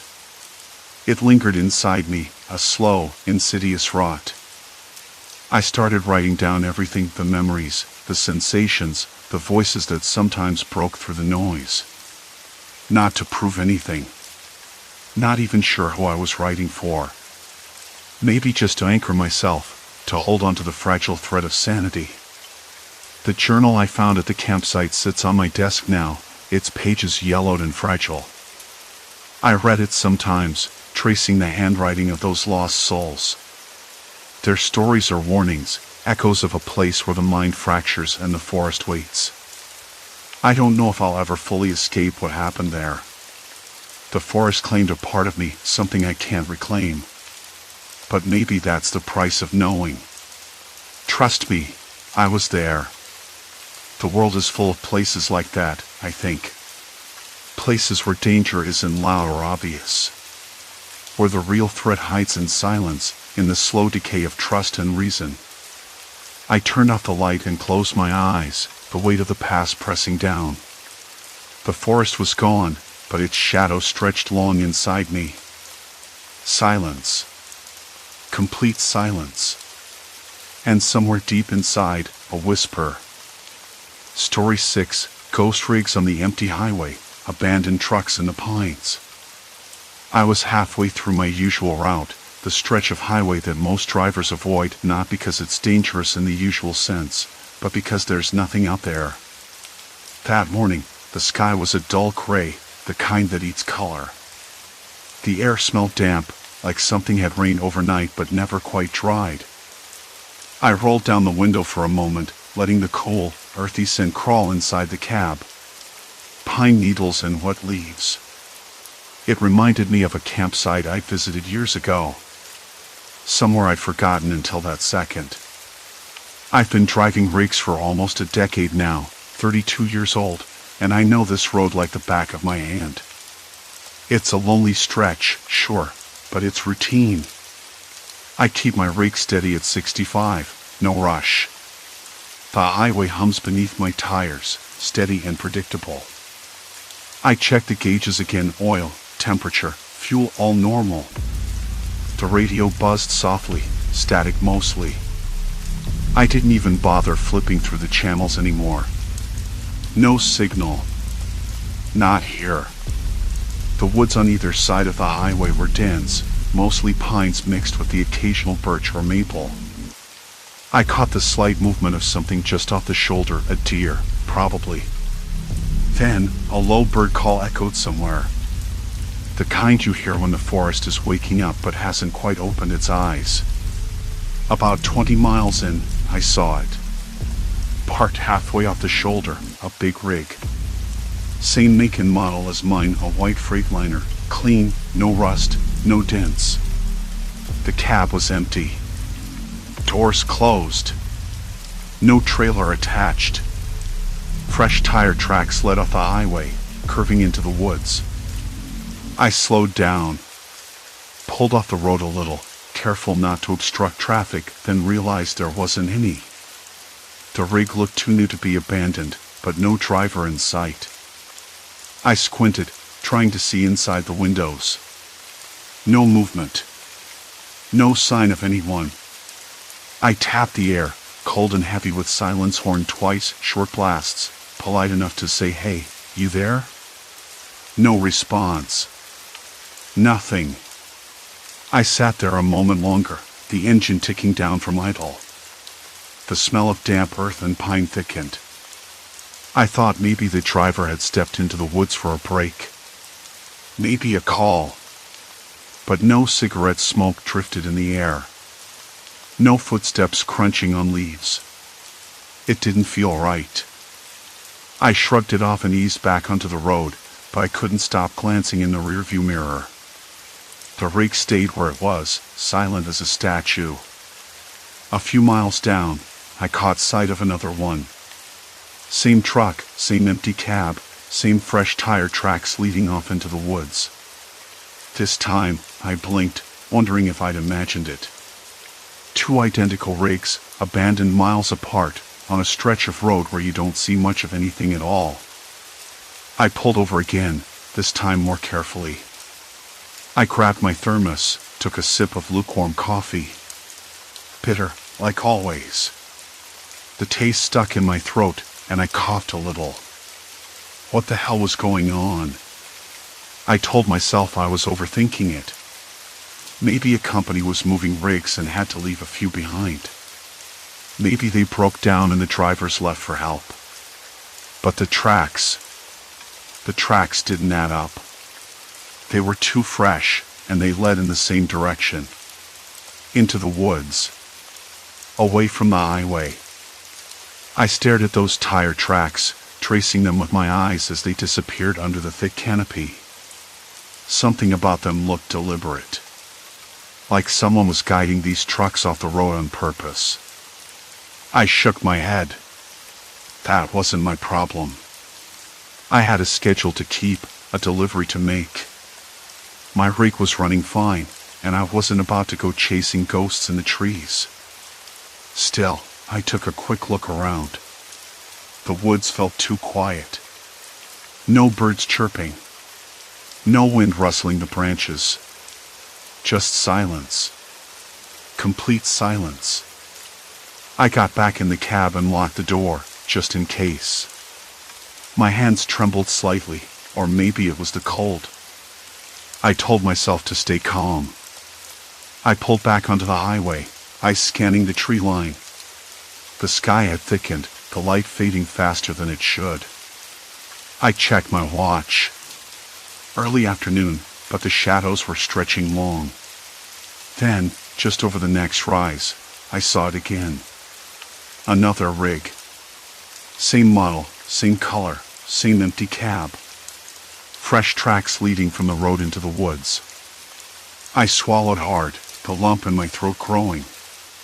This wasn't a coincidence. Not anymore. I flicked on the hazards and slowed down, trying to see if anyone was nearby. No one. Not a soul. The woods seemed to lean in closer, the trees framing the highway like silent sentinels. I felt like I was being watched. Maybe I was. The engine of my rig hummed beneath me. The tires gripped the asphalt, steady and sure. But the highway wasn't feeling like home anymore. I kept driving, but my mind wouldn't let go. Who was parking these rigs? Why abandon them here, miles apart, with fresh tracks leading off-road? And what were they trying to herd? Something about it all pressed against my skin, like a slow, creeping itch I couldn't scratch. I thought about turning back, about pulling off at the next exit, but the truth was, there wasn't one for miles. Just more woods, more empty road. I reached for the CB radio, flicked it on, hoping for a friendly voice. Static crackled. No luck. The highway stretched ahead, endless and empty. And I wasn't sure I wanted to find out what was waiting in those trees. The highway was empty, but the weight of those abandoned rigs kept pressing against my mind like stubborn fog. I glanced again at the empty stretch ahead. Fresh tire tracks leading off into the woods. Why? I kept replaying that image, the eerie precision of it, like someone was drawing invisible lines to hurt something or someone away from the asphalt. It was impossible to shake the feeling that I was being watched. I pinched the bridge of my nose, trying to push the anxiety aside. I'd been on the road long enough to know when my brain was just playing tricks. But this wasn't a trick. I pulled the rig over to the shoulder and killed the engine. The sudden silence inside the cab was thick, almost suffocating. My fingers drummed against the steering wheel, restless. I needed information, something concrete. I reached for the CB radio again, flipping the switch. Static crackled like dry leaves in wind. Nothing. No truckers, no dispatch, no friendly voices cutting through the static. Just the lonely hiss of empty airwaves. A low breeze stirred the trees, making the branches scrape against one another like dry bones. The smell of damp earth and pine hung heavy in the air, cold and heavy with silence. I could taste it, metallic, sharp, and oddly familiar. I leaned out the window, letting the chill wash over me. The headlights caught the outline of a narrow dirt path disappearing into the woods, the fresh tire tracks leading there exactly like the ones I'd seen around the other rigs. It was a perfect circle, or maybe a pattern only someone who knew this land well could draw. I thought about calling someone. Anyone. But cell service was dead here. A dead zone so complete it swallowed signals whole. I had no choice but to investigate this on my own. I grabbed my flashlight from the cab and stepped out, boots crunching over gravel and hardened mud. The beam cut a narrow swath through the dark, picking out the rough bark of trees and the tangled underbrush. The tire tracks were crisp, the mud still wet enough to leave prints. They disappeared into the forest, leading deeper than I dared to go. I hesitated. The woods were quiet except for the occasional snap of a twig. The air was thick with the smell of moss and something else, something faint and sour I couldn't identify. My breath came out in short puffs, mingling with the cold night. I thought about the rigs again, identical, abandoned, spaced out by miles. And those tracks, like someone had been herding trucks off the highway, guiding drivers into the dark. My phone buzzed suddenly in my pocket, a vibration that made me jump. I checked it, no signal bars, but a message had come through. Strange. I opened it. Stop looking. You're not safe. No sender. No number. Just those 4 words. A cold wave rolled through me, and I swallowed hard. Someone was watching. Or maybe more than one someone. I stuffed the phone back into my jacket, the screen's glow a small, cold pulse in the dark. I forced myself to walk a little further down the trail, flashlight scanning the trees. The tire tracks were fresh, but I couldn't hear anything else, no footsteps, no voices, no engines. My skin prickled. I kept telling myself it was just the wind, that the woods were playing tricks on me. But something about that message didn't sit right. Back by the rig, I spotted a small piece of paper pinned under a rock near the edge of the shoulder. It was folded, damp, edges frayed. I picked it up, flipping it open under the flashlight's beam. It was a crudely drawn map, highway lines marked with circles, and off-road trails leading into the woods. The same pattern the tire tracks made. At the bottom, scrawled in shaky handwriting, were the words, "They watch. They wait." My hands trembled. I shoved the note into my pocket and climbed back into the cab, locking the door behind me. The rig felt suddenly smaller, tighter, like a cage. I tried the CB one more time. Still static. I pulled out a notebook and scribbled down what I'd seen so far: rigs abandoned, tire tracks leading off the road, the strange map, the message on my phone. My mind kept circling back to the question, why? Why go through all this trouble just to herd trucks off the highway?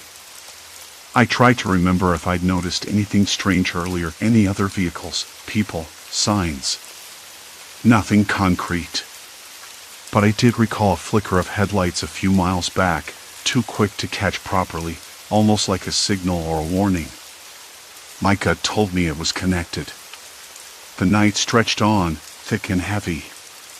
Outside, the wind picked up, rattling the windows and sending dry leaves skittering across the pavement. I could have tried to sleep, but sleep didn't feel like an option. Not here. Not with the message in my pocket and the weight of those empty rigs drifting into my thoughts. I started the engine again, the hum grounding me. I needed to keep moving, keep gathering clues. But where? The highway stretched both ways, empty and cold. No exits. No gas stations. Just miles of wilderness and shadows.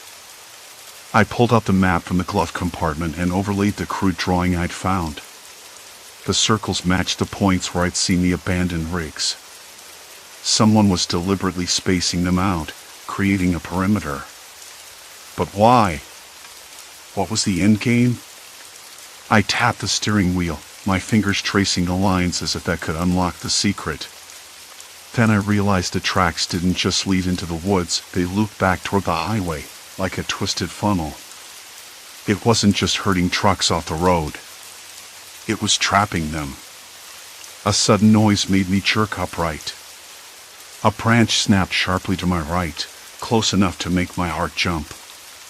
I swung the flashlight out the window, beam cutting through the darkness. Nothing but shadows and trees. I tried to convince myself it was a deer or a raccoon, but the sound had a deliberate rhythm to it. Not random. Controlled. I swallowed hard and pulled back onto the highway, engine roaring as I accelerated. For a moment, I thought I saw a figure standing just off the shoulder, watching me go. But when I glanced again, there was nothing but empty black. The night closed in around me, thick and endless. I was alone. For now. But I knew that wouldn't last. Something was out there, moving through those trees, waiting. And it wasn't going to let me go easily. The engine's hum was a thin thread of sound against the heavy silence that swallowed the highway. I tried to shake the cold sweat from my palms. The thought kept circling, relentless. The tracks didn't just lead into the woods, they looped back, funneling trucks off the road and trapping them. Like a snare. And I'd just driven right into it again, without even realizing. The highway stretched ahead, empty and unwelcoming. No cell signal. No way to call for help. Just miles of cracked asphalt and dense forest. I glanced at the dashboard clock, 2:07 a.m. The kind of hour where your mind starts playing tricks, turning shadows into shapes and silence into whispers. I kept driving, but the unease didn't fade. My eyes caught something ahead of a rig parked on the side, identical to the others. Fresh tire tracks loomed, leading off the road and into the trees. Same pattern.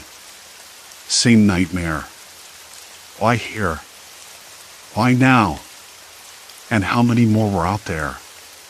Suddenly, the headlights caught a flash, a figure stepping out from the tree line just beyond the rig. I slammed the brakes, heart slamming against my ribs. The truck fishtailed slightly before steadying. The figure didn't move toward me, just stood there, shoulders hunched, watching. No words. No movement beyond that. I swallowed hard, voice rough when I finally spoke. Hey! You lost too? No answer. Just the rustle of leaves in a cold wind that had picked up, carrying the sharp scent of damp earth and pine. The figure's head tilted slightly, like it was listening. Then it stepped back, melting into the shadows. I rubbed my face, trying to steady my breath. This wasn't random anymore. Someone was out here, someone who knew exactly what they were doing. The rigs. The tracks. The silence. It wasn't an accident. It was a trap, designed to herd drivers off the road and into the woods. And once you were in, there was no easy way out. I needed to know more. I had to understand the pattern, the reason. But every time I tried to focus, the weight of the night pressed down harder. The trees seemed to lean closer, the wind whispered secrets I couldn't grasp. I pulled alongside the abandoned rig, flashlight cutting through the darkness. The cab door was open, swinging gently in the breeze. Inside, the driver's seat was empty. The dashboard was untouched, no sign of struggle or haste. Just abandoned. I stepped inside, the cold metal floor pressing under my boots. The smell of stale coffee and faint cigarette smoke lingered. Papers scattered on the passenger seat, maps and notes scribbled in hurried handwriting. I grabbed one, scanning the words. Keep to the woods. Avoid the highway. They watched the road. My fingers trembled. Who was they? Who was watching? The thought scraped at the edges of my sanity. Then I noticed something else, a small, folded piece of paper tucked under the map. I unfolded it carefully. Don't trust the lights. Follow the tracks, but not too far. It circles back like a trap. Once inside, there's no way out unless they want you to leave. The handwriting was shaky, desperate. I looked back outside, the woods pressing close, dark and silent. The fresh tire tracks led in, sure.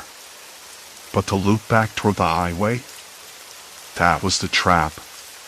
A circle closing tighter with every step. I sat back, breath shallow. I was caught in the middle of something far larger than a few abandoned rigs or strange tire tracks. Someone or some group was deliberately herding drivers off the road. Trapping them. For what purpose? I didn't know yet. But I was running out of options. The highway behind me was empty, no signs of other vehicles. And the woods weren't just trees anymore, they were a maze, a cage. The night shifted. The wind picked up again, carrying a faint sound, a low murmur, like voices just beyond the tree line, too distant to make out. My skin prickled. The figure I'd seen moments ago wasn't alone. I closed the cab door slowly, heart thudding. I needed to move. Fast. But where? Back to the highway? The trap was there. Forward? Into the woods? The tracks beckoned, but I knew better now. The loop would bring me right back.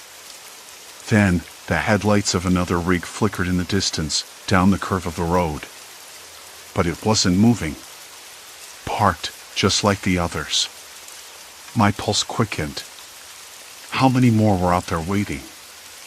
I started the engine, hesitated, then turned on the truck's CB radio. Static hissed, then a crackle. Anyone out there? This is Rig 47. Come in. Silence. Only static. Then a voice, low and distorted. You don't belong here. Turn back. I froze. The voice wasn't angry, just cold. Like a warning. Who is this? I demanded, swallowing the lump in my throat. No answer. Just a crackle of static and the faint sound of footsteps too close to the cab to be outside. I slammed the radio off and glanced in the rearview mirror. No one. The woods were still. The rigs stood silent. The road ahead was a trap. The woods were a maze. And behind me, whoever or whatever was watching wasn't going to let me leave. I was past the point of no return. And I didn't know if I'd ever get out. My hands tightened on the wheel as the headlights flickered, casting fleeting shadows that danced between the trees. The truck's headlights sputtered once more, then steadied. I swallowed the lump in my throat and forced myself to exhale slowly. Okay, I muttered under my breath, trying to steady the tremor running down my spine. You want me to turn back? No way. I shifted the rig into gear, the tires crunching softly on the gravel shoulder as I edged forward, eyes darting between the rearview mirrors and the dark woods. A part of me wanted to believe it was just some prank, some local kids messing with truckers who dared to cross this godforsaken stretch of highway. But after seeing those rigs, identical and abandoned, and those tire tracks leading straight into the trees, I knew better. Someone out here was playing a cruel game. And I was the bait. I flicked the CB back on. Listen, whoever's out there, I'm not turning around. If you want me to leave, you'll have to come get me. The radio hissed, then a low, deliberate voice crackled through, unmistakably close. You think you're smart. You think you can outdrive the dark. It's not the road that's dangerous. It's what waits off it. My heart slammed against my ribs. What waits? Who's there? Show yourself. No reply. Just the faintest shuffle, like someone dragging boots through dry leaves, just beyond the edge of the headlights. I whipped my head toward the driver's side window and caught a glimpse of movement, a figure slipping behind a tree. Too quick to make out details, but definitely human. My breath hitched. The temperature dropped, or maybe it was just the sweat cooling on my skin. I slammed the radio off again. No use inviting conversation if it only led to more mind games. I wasn't going to let some shadow puppeteer lead me deeper into this nightmare. The rig idled, tires resting just shy of the white line marking the edge of the highway. I debated my next move. Turn around? Push forward? Neither felt safe. I glanced back one last time. The rig behind me, the one I'd caught on the edge of my vision earlier, was still there. Parked at an impossible angle, headlights off, engine cold. No driver. That's when the headlights flickered again. Not from the rigs, but from a pair of headlights approaching on the highway, far in the distance. I squinted, relief flooding me. Another trucker. Someone else stuck out here in the void. Maybe a chance for backup. The approaching rig slowed as it neared my parked cab, then came to a stop a couple of 100 feet away. The driver's door opened, and the faint sound of footsteps crossed the gravel.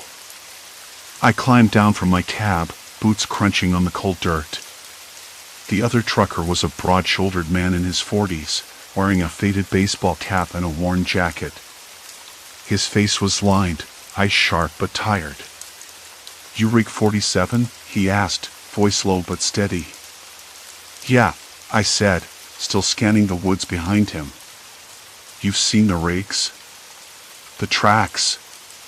He nodded, pulling a pack of gum from his jacket pocket. Been here a while. Tried to make sense of it myself. They don't just park these rigs, it's a setup. Herding drivers off the highway. Into the woods. I swallowed hard. What for? He shrugged, chewing slowly. Don't know. But I've been watching. There's a pattern. Drivers get pulled in, then they disappear. Nobody finds them. His gaze flicked to the woods, where the darkness seemed to pulse. It's not just about scaring you off. It's something else. A sudden rustling from the trees made us both freeze. The man's eyes narrowed. Did you hear that? I nodded. My hands trembled despite the chill. Yeah. Something's out there. He reached into his jacket and pulled out a flashlight, switching it on. The beam cut through the dark, illuminating a narrow path veering off from the edge of the highway and into the woods. Fresh tire tracks led down that path, just like I'd seen before. Looks like the trail starts here, he said, voice grim. Why would someone want to lure drivers off the road? I asked, swallowing the lump in my throat. He shook his head. Maybe they want something from the woods. Or maybe they don't want anyone to pass through here. Either way, it's dangerous. A sudden snap echoed behind us, a branch breaking underfoot. We both spun around, flashlight slicing through the blackness. Nothing but the trees, swaying gently in the cold wind. "Stay close," the man said, stepping toward the path. "I'm going to check it out." "Wait," I said, panic rising. "We don't even know who or what is out there." He glanced back at me, face hard. "We don't have a choice. If we wait here, we're sitting ducks." I nodded, swallowing my fear. Together, we plunged into the woods, the beam of the flashlight bouncing wildly over roots and fallen leaves. The smell of damp earth and pine filled my nostrils, sharp and real. Every crackle of leaves beneath our boots sounded like a gunshot in the quiet. The path narrowed quickly, the trees closing in like a wall. I kept glancing behind us, catching fleeting shadows that didn't belong. My heart thundered, hands slick against the flashlight's grip. "Look," the man whispered, pointing ahead. A rig identical to the others sat half buried in the dirt, its tires sunk deep in mud, headlights dead. Fresh tire tracks led away from it, deeper into the woods. I stepped closer, feeling the cold bite of metal beneath my fingertips. The cab door was slightly ajar. "Someone's been here recently," I said, voice barely above a whisper. Suddenly, the flashlight flickered and died. Darkness swallowed us whole. "Damn," the man cursed softly, shaking the light. "Nothing." A soft voice whispered from the shadows, chilling in its calmness, "You shouldn't be here." My stomach twisted.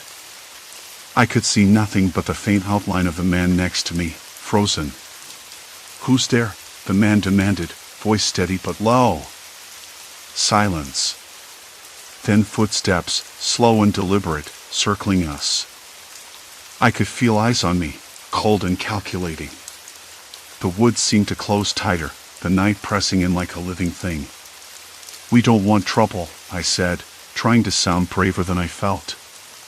"Just passing through." A slow, dry laugh echoed from the darkness. "No one passes through here." The man grabbed my arm, urgency sharp in his grip. "We need to get out of here. Now!" I nodded, heart pounding so hard I thought it might burst. We turned, stumbling back along the path, branches clawing at our faces and clothes. The whispering followed us, a low voice promising consequences for trespassers.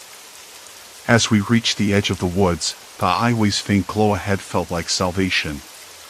But just as I stepped onto the gravel shoulder, a figure blocked the way, a silhouette too tall and still to be mistaken for a tree. The sun was just beginning to dip beneath the horizon when I finally caught sight of the last rig. It sat crooked, its cab tilted ever so slightly as if it had been parked there in a hurry.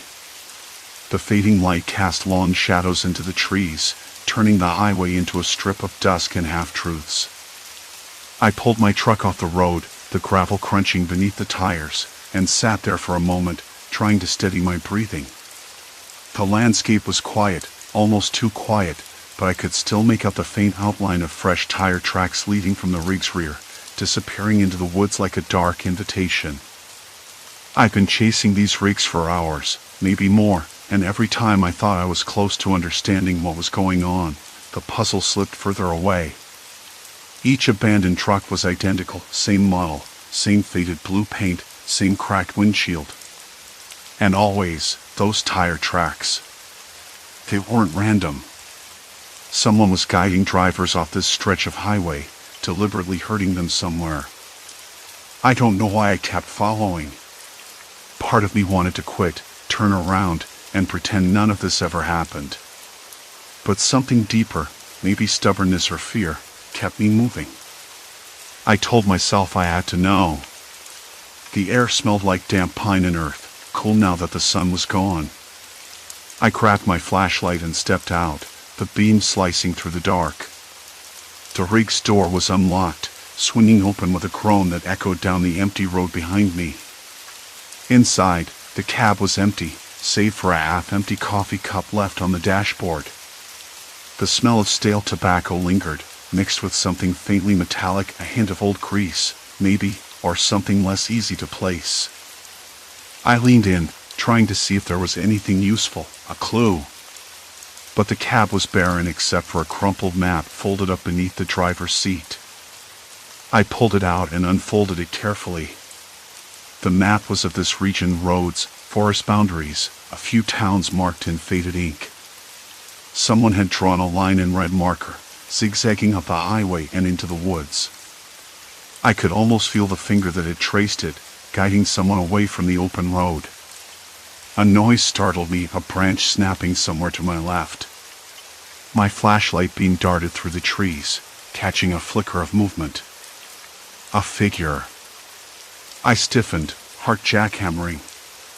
I wanted to call out, but my voice caught in my throat. The figure vanished before I could make sense of it. I shuffled back to the truck, locking the doors behind me. My hands trembled enough that I almost dropped the map. The realization hit me like a cold slap. Whoever was doing this was close. Too close. They'd been watching me, maybe even following.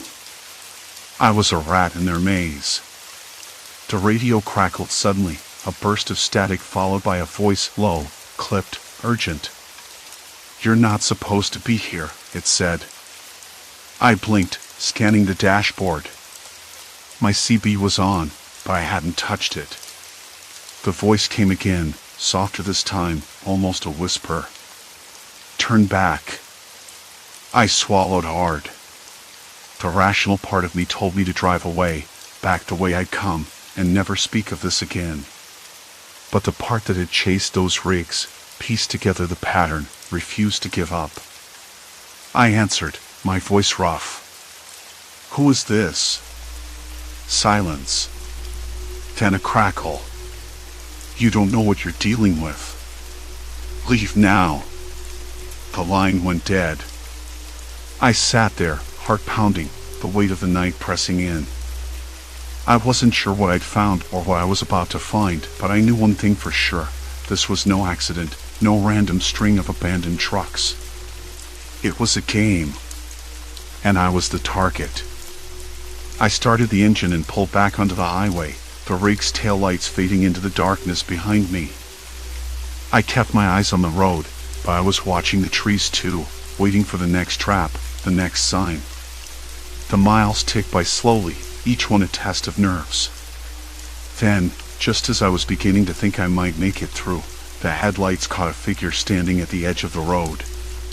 A man, tall and still, wearing a jacket that blended into the night. He raised a hand in warning, or maybe a gesture to stop.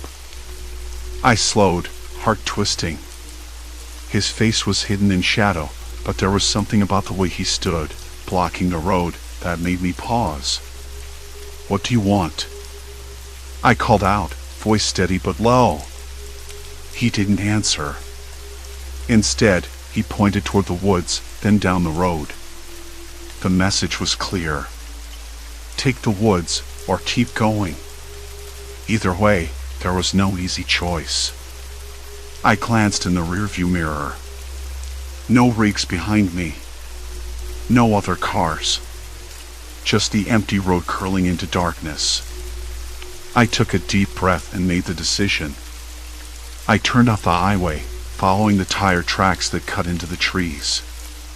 The path was rough, the underbrush scratching at the truck's undercarriage. My tires sank into mud, and the cab smelled of wet earth and pine resin. It wasn't fast, but it was a way forward. After what felt like an eternity, the trees thinned, and I saw a small clearing up ahead.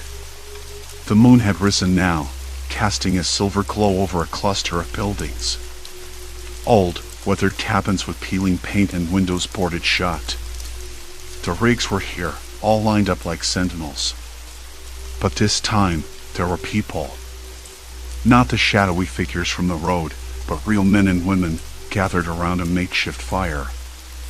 They didn't look hostile, nor tired, wary. One of them, a woman with sharp eyes and a hesitant smile, approached me. "You made it," she said quietly. I felt the tension in my chest loosen just a bit. What is this place? She looked around, then back at me. A trap, yes, but also a refuge for those who got caught up in it. We've been stuck here, trying to figure out how to get out. Her words hit me with unexpected weight. I wasn't alone, not really. These people had been through the same hell, caught in the same strange net that the abandoned rigs were part of. We talked long into the night, sharing stories and piecing together what we knew. The rigs were bait, left by a group that wanted to control who passed through this remote stretch of highway. I won't say why they might have their reasons, but it wasn't something I could fight with force or threats. It was a game of patience and survival. By dawn, I knew what I had to do. I couldn't just wait here, trapped in the woods with these strangers. But I wasn't the same driver who had wandered onto this road days ago.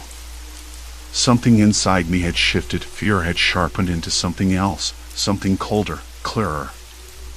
I said goodbye to the group, promising to come back if I could help.